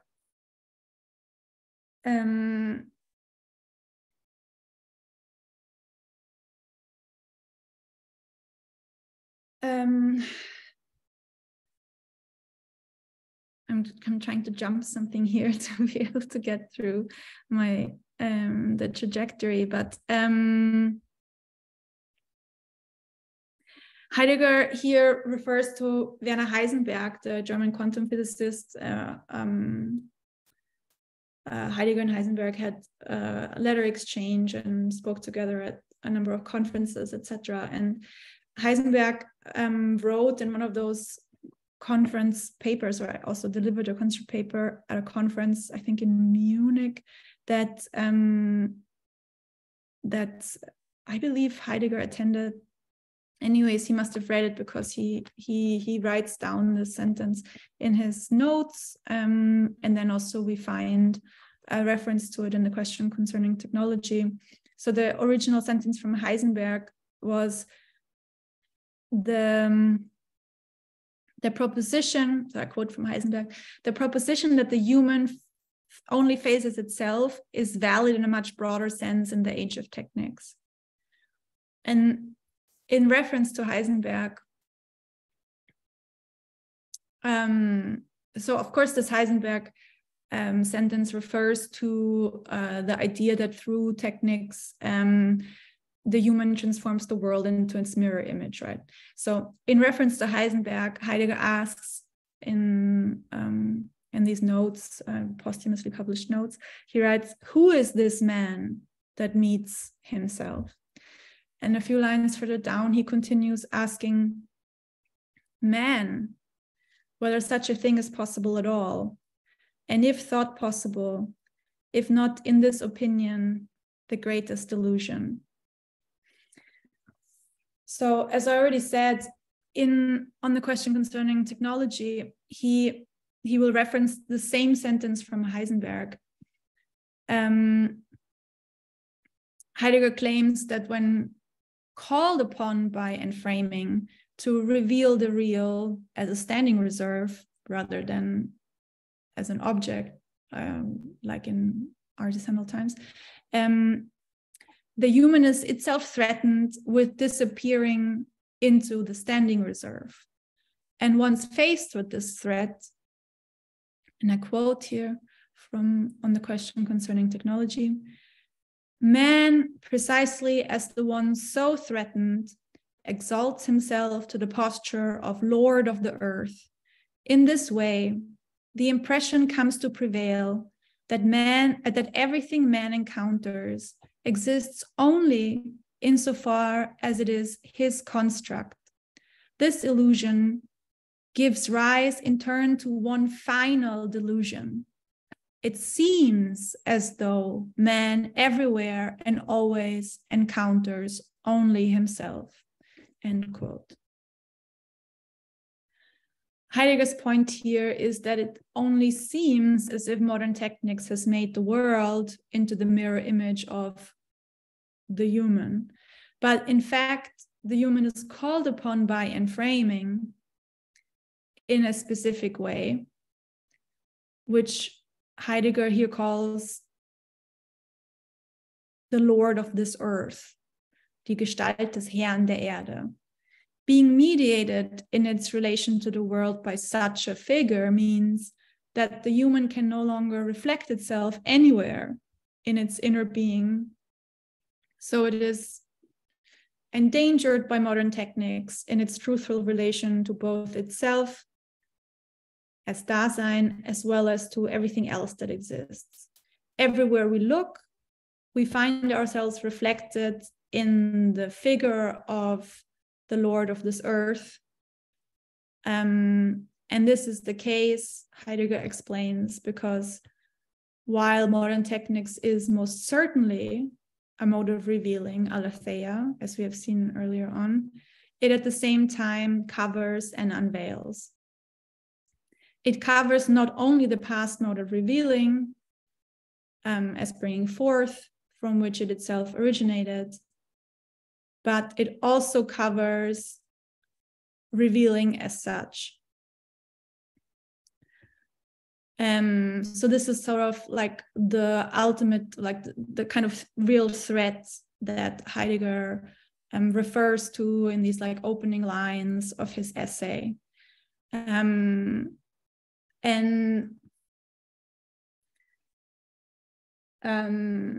of course, the framing in terms of, you know, like access to Dasein is like essentially Heideggerian, but there's much in this Heideggerian outline that one can find also in Simondon, and I think a good sort of like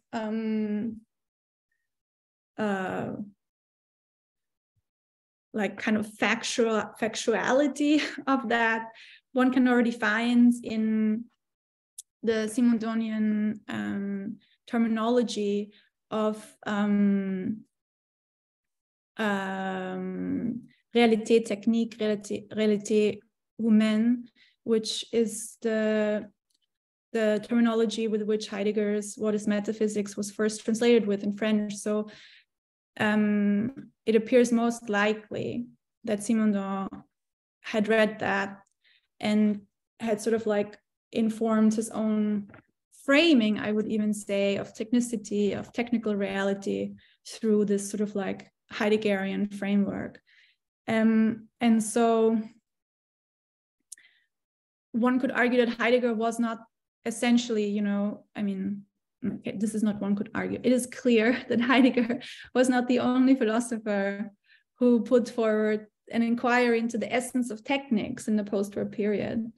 Because essentially, I think Simondon's On the Mode of Existence of Technical Objects, which was published 2 years after The Question Concerning Technology by Heidegger, so it was published in 1958, is somewhat like the French counterpart to Heidegger. But in contrast to Heidegger's explicitly non-technical engagement with the question of techniques, the explicit assumption of Simondon's title already suggests that there is precisely such a thing as a technical mode of existence, which he calls Realität Technique, so technical reality.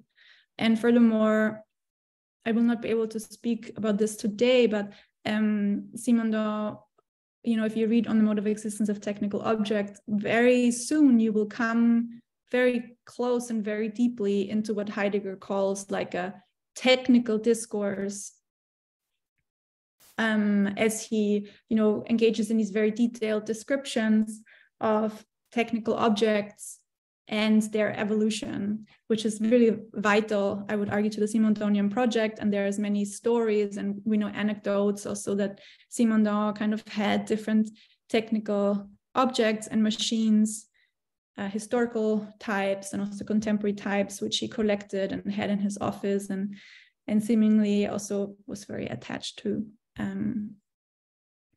So because a lot of you have attended the Simondon workshop, I'm not going to say anything about his person and his biography,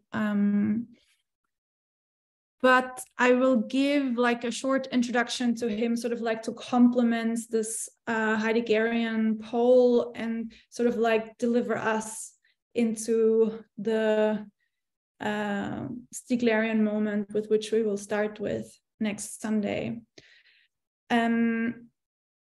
So we have seen that for Heidegger's technical thought, there is a discourse of questioning that runs, that is sort of like at the center of it all. Simondon's discourse, on the other hand, centers not on the question, but on the problem and the problematic.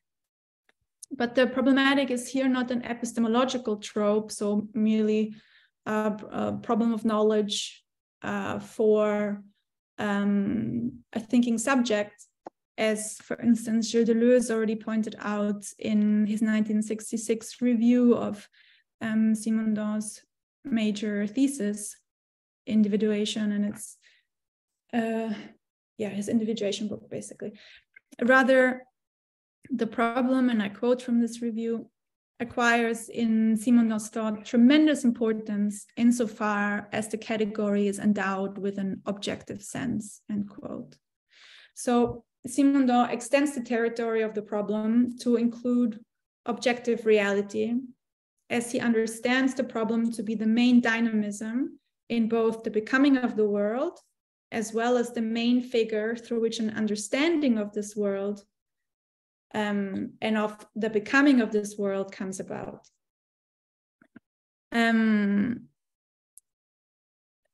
Becoming, Simondon writes in the introduction to individuation and its physical biological genesis, so part of his major thesis, is not a framework in which being exists. So this is a quote from Simondon.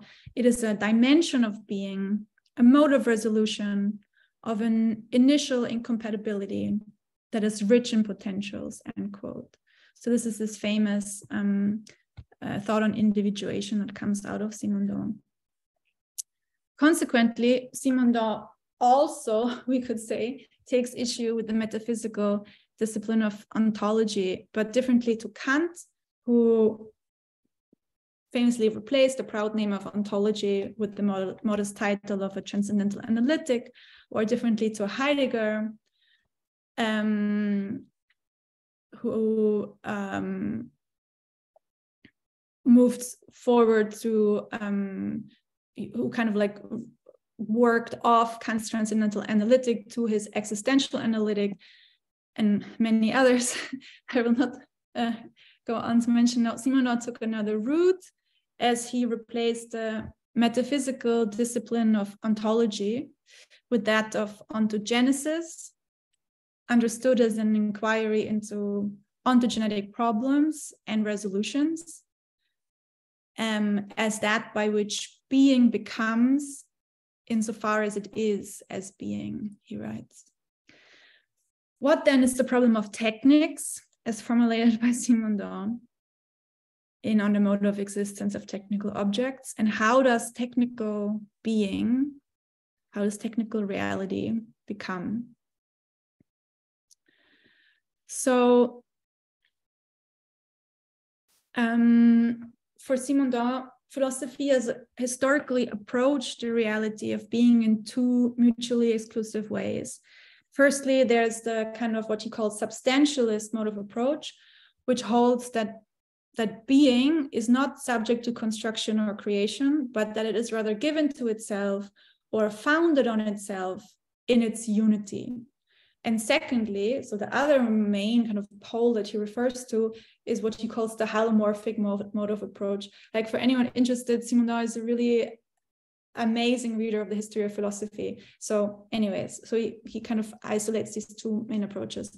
Holomorphism, which derives from the ancient Greek hyle on the one hand and morphe, so hyle form and morphe, hyle matter and morphe form, of course, is the ancient philosophical doctrine of how form, which is usually taken to be active, bestows shape or gives form on the passive matter. According to holomorphism, being then is considered to be created if form and matter come together, right? What both of these approaches, so substantialism and holomorphism, share, Simondon claims, is that they, and I quote here, they presuppose the existence of a principle of individuation that is, so a principle that is anterior to individuation, so to becoming itself, one that may be used to, so this principle may be used to explain, produce, and conduct this individuation. So what this means is that both these philosophical doctrines take a given individual, so something that has already been individuated, as their starting point, in order to then work their way back to its conditions of existence, whereby granting essentially ontological privilege to the constituted individual rather than to individuation. And Simondon's project aims essentially to critique both of these approaches and tries to understand the individual through individuation rather than the other way around. So when it then comes to his technical thought, one encounters the same opposition and problematization of philosophical doctrines that I've just presented, which one finds in his major thesis on individuation. One finds them again in the third and final chapter on the mode of existence of technical objects. Here, the substantialist first pole is termed a priorism by Simondon, which is said to attempt to grasp, in this case now, technics, because that's our sort of object of inquiry, that's our problem. So a priorism attempts to grasp techniques by means of the idea and proceeds according to the logical procedure of deduction. So I deduce particulars from universals. The primary representative of a priorism mentioned by Simondon is Plato here. The halomorphic approach then supplies the corresponding pole of a posteriorism, which employs concepts over ideas and is generally said to be the complementary empiricist, conceptual, and partly nominalist approach to techniques, and one could say philosophy more broadly. Discussing these approaches, Simondon employs, I think, or that is my reading, a temporal critique, arguing that metaphysical thought in both these instantiations, so both a priorism and a posteriorism, is either too early, so it's a priori, or too late, a posteriori, but never contemporary with the becoming of techniques. So this kind of temporal problematization of these philosophical approaches we can already find in the individuation book, when he writes that, and I quote from that, "The search for the principle of individuation occurs either before individuation or after individuation, depending on whether the model of individuation is physical for substantial atomism, or technological and vital for the halomorphic scheme," end quote. So on the one hand, Simondon claims that metaphysics with these two main approaches is thus structurally incapable of accounting for the mode of existence of technical objects, that is the way that they become, because it's always out of time with the becoming of techniques. And on the other hand, he suggests that halomorphism, so one of these metaphysical approaches, is in a way essentially based on a technical model of individuation. So I will now speak about this situation in which he argues that metaphysics is both incapable of thinking techniques and yet technical at heart.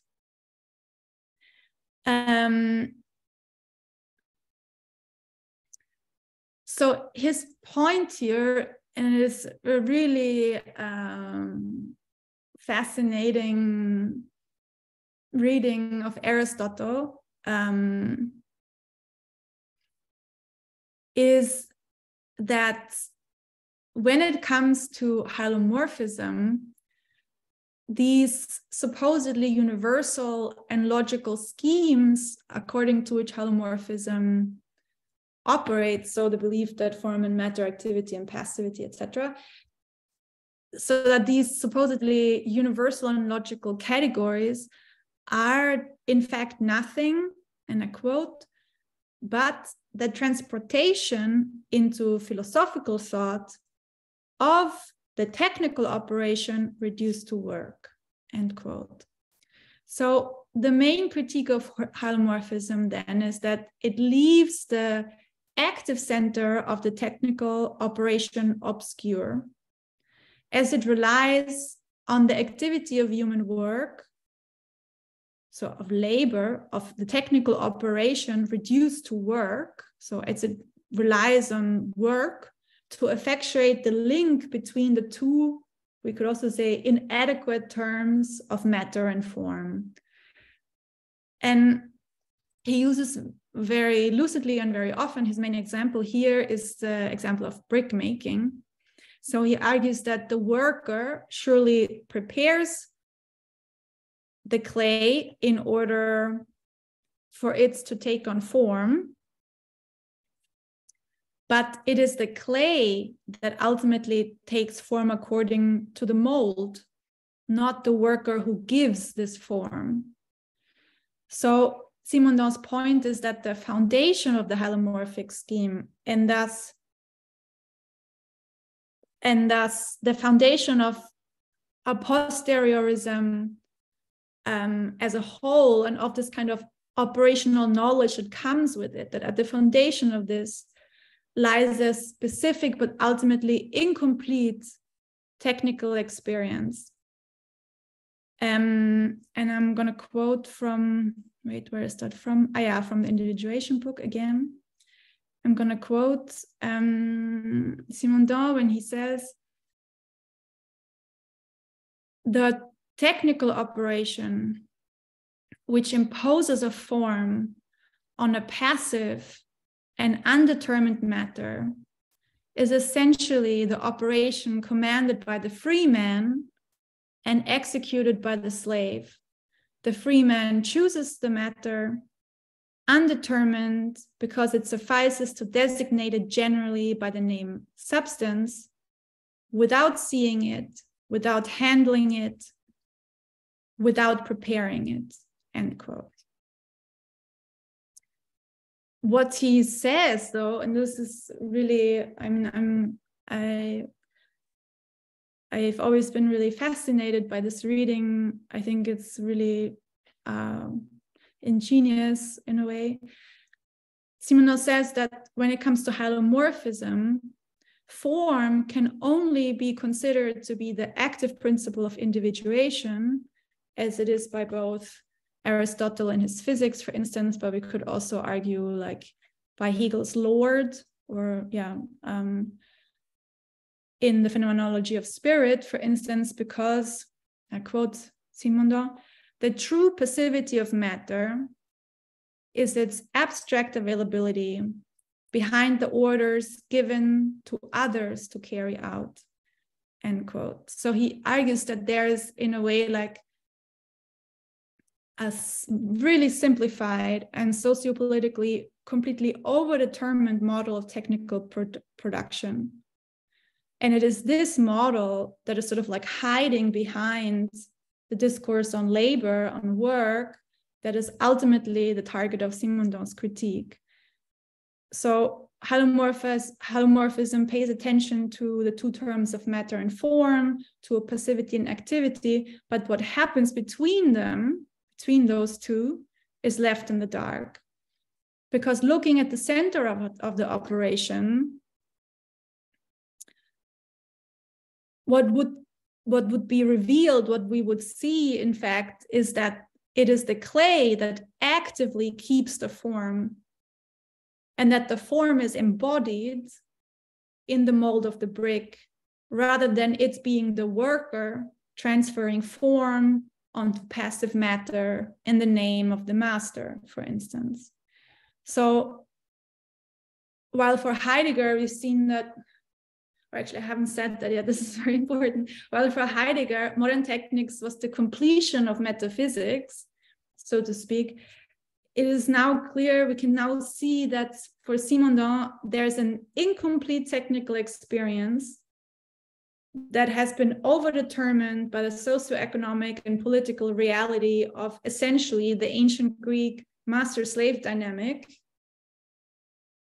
which has been then at the heart of these only so-called abstract logical categories of the halomorphic metaphysician ever since antiquity, and we could sort of say up until Simondon's time. So this is really like a Simondonian tour de force. He has like several of those in his work, and it's really amazing to sort of like think some of these things through with him, because they're so inventive.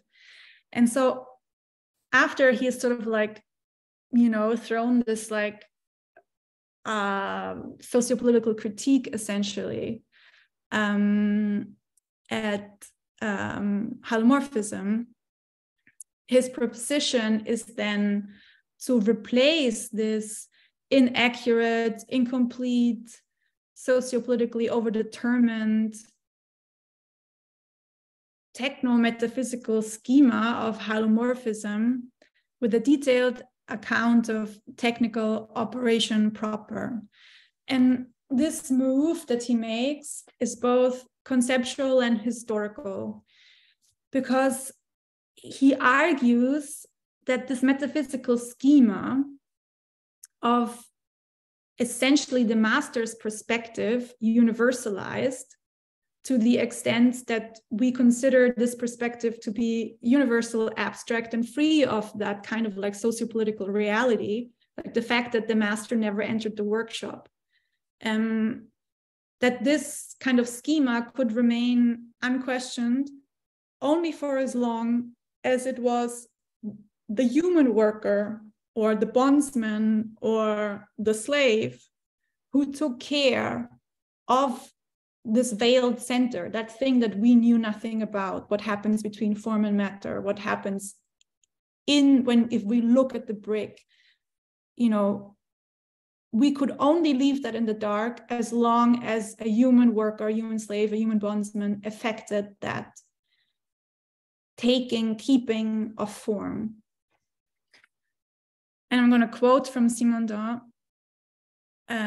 However, man cannot leave the center of this operation in the dark when he or she, we could say, or they no longer intervene as tool bearers. It is the center that must be effectively produced by the technical object, end quote. So he argues that the philosophical doctrine of holomorphism, which is universalized, and one could, in a polemic manner, say enshrined in metaphysics, is essentially subject to challenge from the reality of the technical object that becomes a machine once the machine works in the place of the human worker, rather than from a sociopolitical or philosophical critique of the master-slave dynamic, which is also inherent in holomorphism. So it's essentially the technical object and its development which challenges holomorphism for Simondon in a way. Because while in artisanal pre-modern times, it was indeed the human who was responsible for the mediation between form and matter, with the advent of the technical machine, and of course, the industrial machine, essentially, this machine took over the responsibility of this very mediation, and therefore necessarily put that veiled center into question. We needed to figure it out, basically, in order to be able to make machines. So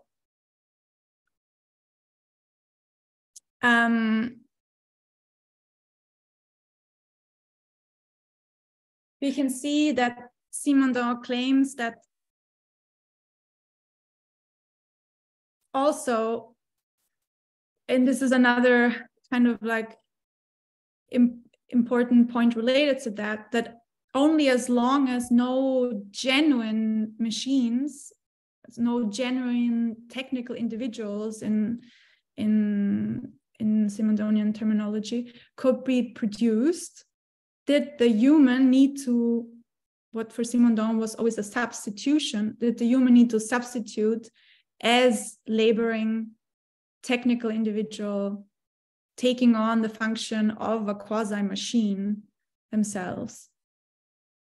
But despite the temporary nature of the substitution for Simondon, this very substitution appears to have become habitual to the extent of posing a prominent source of antagonism between the human and techniques.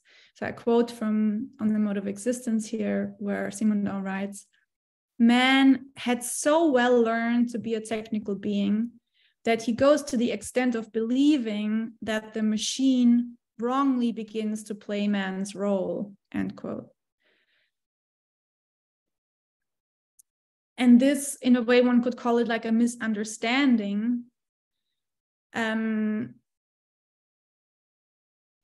according to Simondon, that the human fears of being replaced by the machine, whereas really, in Simondon's point of view, the human only substituted until genuine technical individuals, so machines could be produced. And that is connected to this whole like thing that I've said before about the veiled center in the middle between matter and form, etc. We could say that this fear of being replaced that Simondon so astutely kind of like traced out, is still ongoing. What is that, like 70 years later, in like very recent debates on AI or ChatGPT or, all these kinds of things. What is really interesting and like another sort of like lucid and very like singular point in Simondon is that in this scenario of substitution, so that the human substituted for a genuine machine only until machines could be invented, that Simondon denies the human technical individual, so the tool bearer, the possibility of emancipating themselves through the activity of laboring, as we can, for instance, find it in Hegel and Marx. For Simondon, the tool bearer is in a way like, and I quote, "They are in a way like a magician, his know-how more hands-on than intellectual, more capacity than knowledge. By its very nature, it will be a secret for others because it will be a secret for himself, for his own consciousness," end quote. So if I remember correctly, I think he gives the example, of basically certain kind of professions, or one could even rather, call them vocations, that one has to sort of like grow in from being a child. And so have a kind of like hyper intuitive relationship to the material that one works on, to the point of it actually being very hard to acquire that same knowledge later on in life through a more organized, one could say, like education. So Simondon essentially claims that only once a technical object effectuated the preparation and the operation of the two half chains of form and matter in order to bring about the taking on of form by matter, did the center of the technical operation become subject to conceptualization and critical reflection. And so he highlights the importance of the industrially produced technical object in putting forth insight into the technical operation. There's a really strong materialism there, which in another step is said to then produce knowledge of the self. So it's not that through laboring on the thing we gain self-consciousness, as for instance in Hegel, but it's through laboring itself. Laboring to a certain extent is always an incomplete, has this incompleteness, the technical operation to it. And in fact, we must go to the technical operation. So he doesn't propose an intimate connection between working on the thing and the emergence of self-consciousness, as, like I said, as for example in Hegel, but according to Simondon, I quote from On the Mode of Existence of Technical Objects again. So according to Simondon, the dynamism of thought is the same as that of the technical object. Mental schemes interact during invention in the same way as different dynamisms of the technical object react to each other in material function. end quote. So the underlying argument here is then that insight into technical operation proper could remain structurally unquestioned until the invention of post-artisanal technical objects, so modern machines, essentially. This is the case because the industrially produced technical objects, the machine, took over the role of the workers, role of mediating between form and matter, meaning that the center, which hitherto had been veiled, necessarily had to become subject to inquiry. There is then, according to Simondon, and he's very similar to Stiegler in this regard, a specific historical moment that brought about the possibility and necessity, two at the same time, of developing post-metaphysical technical thought proper. And this specific historical moment is the transition from the artisanal to the industrial mode of production, with its industrially produced technical objects and machines. So the conditions for technical knowledge proper and post-metaphysical thought, which ultimately are the objective, one could say, of Simondon's intervention, are both said to be the result, in a way, of the industrially produced technical object. I'm gonna try and, sorry, I knew this was gonna be a real monster. I hope you're still with me, but I'm gonna try and finish sort of like this arc over Simondon. So the direct interference of the industrial technical object and the development of technical and philosophical thought, sort of this role played by the Industrial Revolution and these new kinds of technical objects, which themselves bestow form and matter, etc., is only one side of Simondon's account of the history of technical thought. Because the underlying implication and the reason why he has to write on the mode of existence of technical objects, because one could say, but if the possibility of post-metaphysical thought and insight into technical operation, in fact, exists in the Industrial Revolution, why does he even need to write on the mode of existence? So the implication of on the mode of existence is that to this day, and thus long, he writes this, in like 56, so like one could say like more than 100 years after the invention of the industrial technical object, knowledge of technical objects, according to Simondon, still remain non-essential in character. And his argument is that while the material conditions for both essential technical knowledge and post-metaphysical philosophical thought have been in place since the Industrial Revolution, these conditions have yet to be actualized. And in a way, it's this step that Simondon is aiming to undertake. So there are 2 points to this step.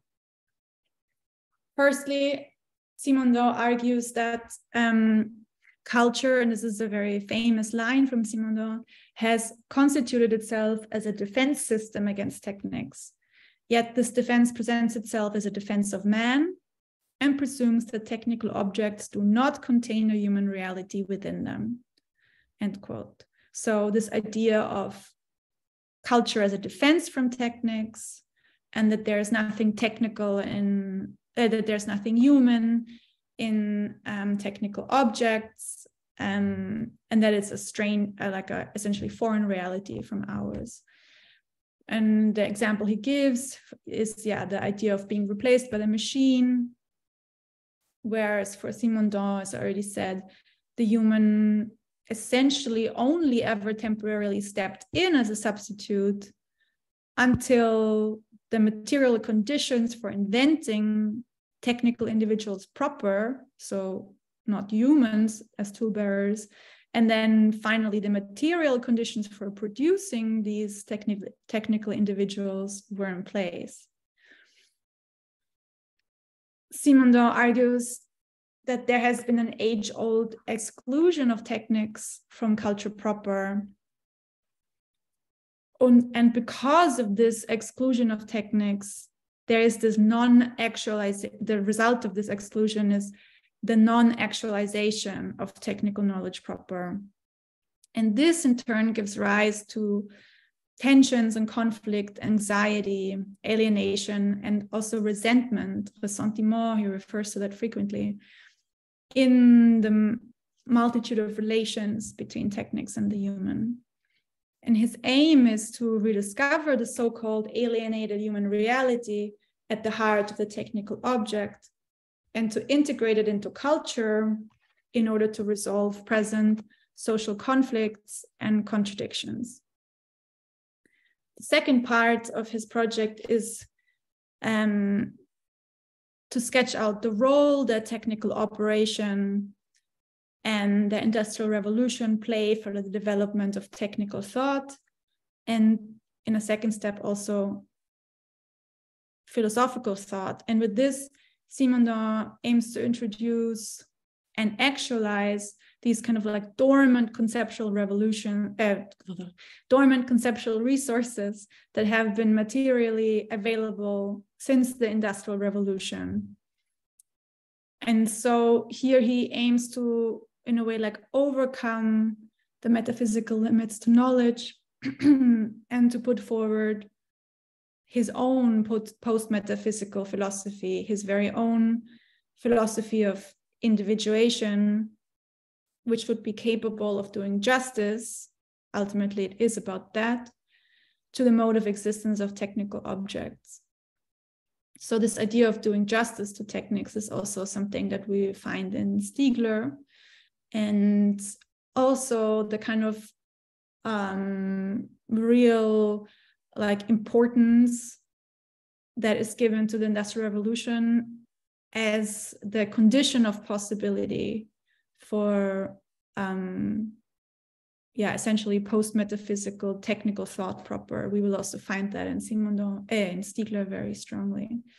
So there's of course much more to be said about Simondon, and I will try and refer to his notion of technical becoming along the kind of two axes which he sketches out next week, when I will speak through Stiegler's account of technical evolution. But for today, I think we will round up here. It's been a really broad sort of like introduction to the relation between philosophy and techniques in this universe that Stiegler sets off from. As you will have realized in your reading of Stiegler, both Heidegger and Simondon's techniques thinking are essential to Stiegler's own intervention.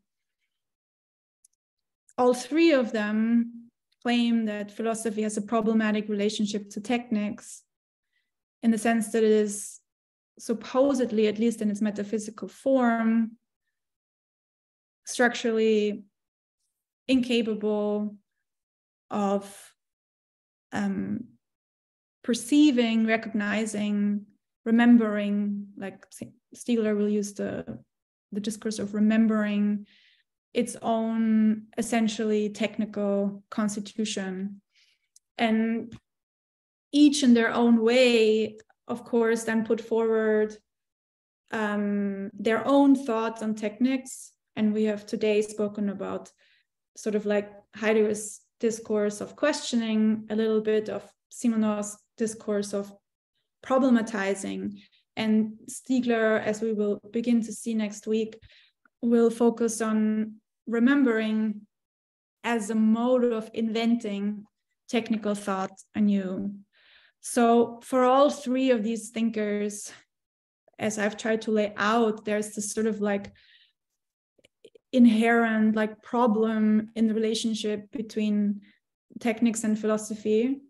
And techniques essentially must be seen to articulate the limits of philosophical thought as metaphysics, and a real attempt sort of like grappling to bring about post-metaphysical philosophical thought, essentially. So is both, and Stiegler will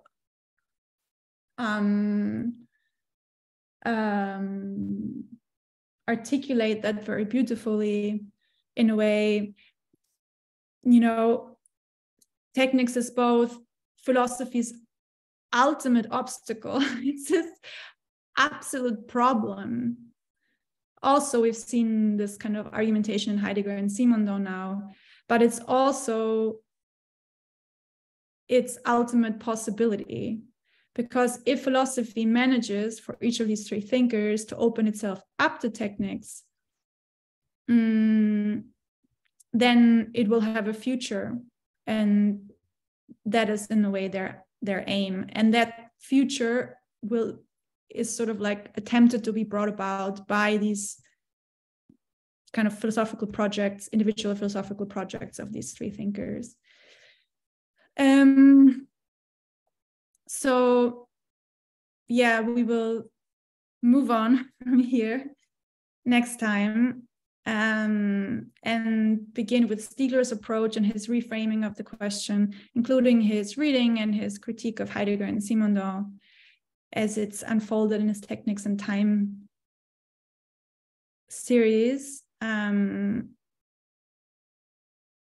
hope that it's you kind of were able to follow me along this laying open of this kind of like landscape of the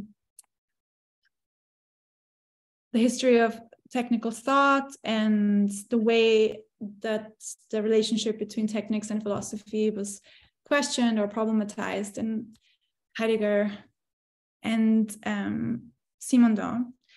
And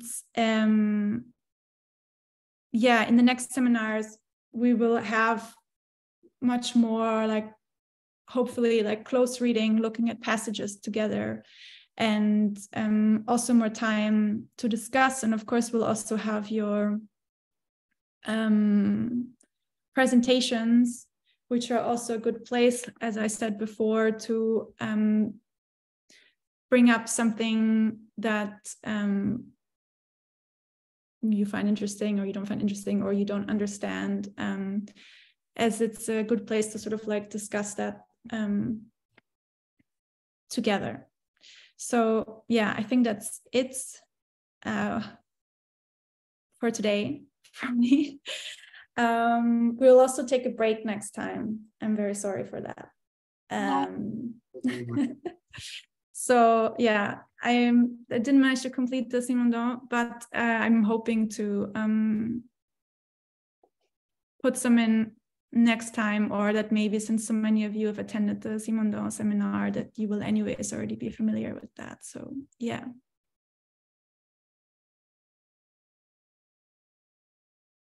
One question, it's more about organization and logistics. I know for a fact that I can't read one of these books per week. So would it be possible to have like excerpts and stuff that is really important to read for time? And from experience from these seminars, it also helps people gather around a specific passage. So it makes it easier also for presentations. Yeah, I think for next seminar, for sure, if you would have time to read the general introduction, I'm just looking through, and then I will mainly, I think the kind of, I will try and sort of like give you guys a schematic outline of the overall anatomy, let's say, of the argument, but I'm hoping to do that sort of like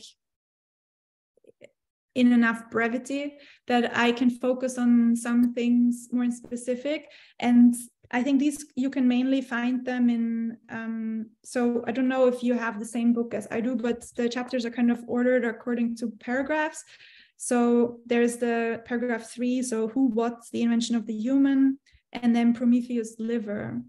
So if you would have, if you need sort of like a priority of reading certain chapters over others, then I would definitely suggest to read the general introduction and those two chapters.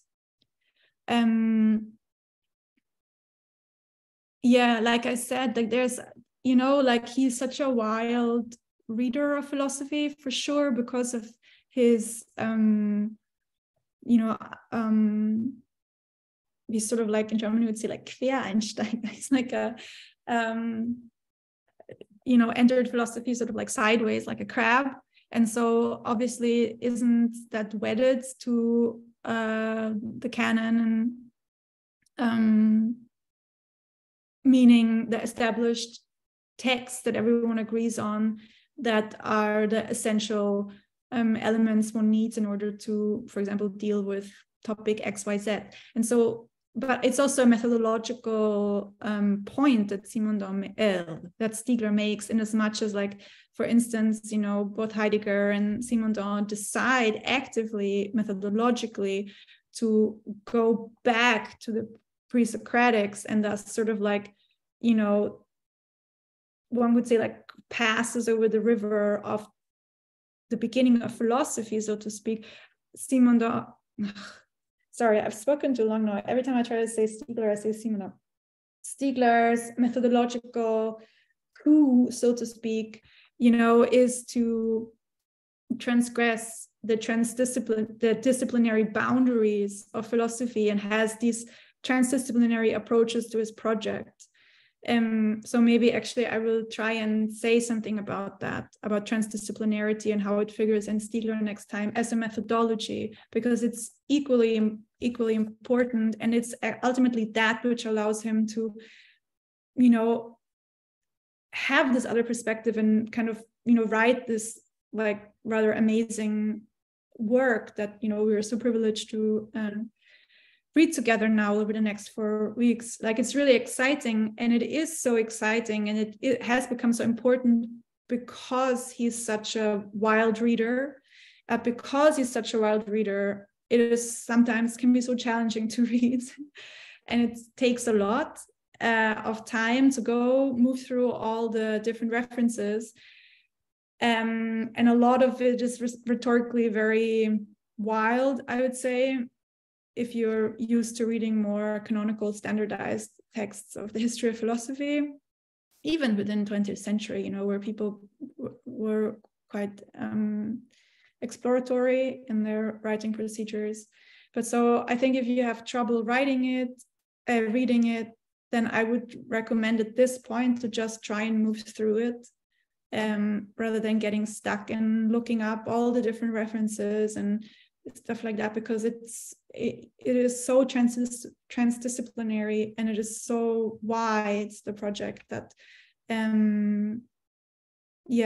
otherwise I think it will be very slow, at least the first reading, so to speak. And anyways, as readers of philosophy, we know that we have to go back to the text over and over again. Sorry, this was a very long answer, but yeah, general introduction, and then mainly who and the what, the invention of the human, and then Prometheus' liver. Yeah. Thanks so much for coming along on this ride and reading this together with me. And I hope I can sort of like provide the elements necessary in order to read Stiegler. And I'm really curious to hear you guys give your presentations and your takes on the text. And I'm also curious to follow along and engage in a more seminar-oriented discussion style, because I don't want this to be only like about my reading of Stiegler, obviously. Yes. So we are running a little out of time. I'm going to suggest Luca and everyone who has questions to maybe email directly to Franziska they can Yeah, do we this? can also start the next seminar with questions or do them, you know, like we will come back to all these topics again and again that we've talked today. So I think we should address them next time. Or you can also email them to me. Yeah. Okay. So thank you, everyone. Good to see you all. And see you next week. Bye-bye. Thank you so much. Thanks. Bye. Bye. Thank you. Bye.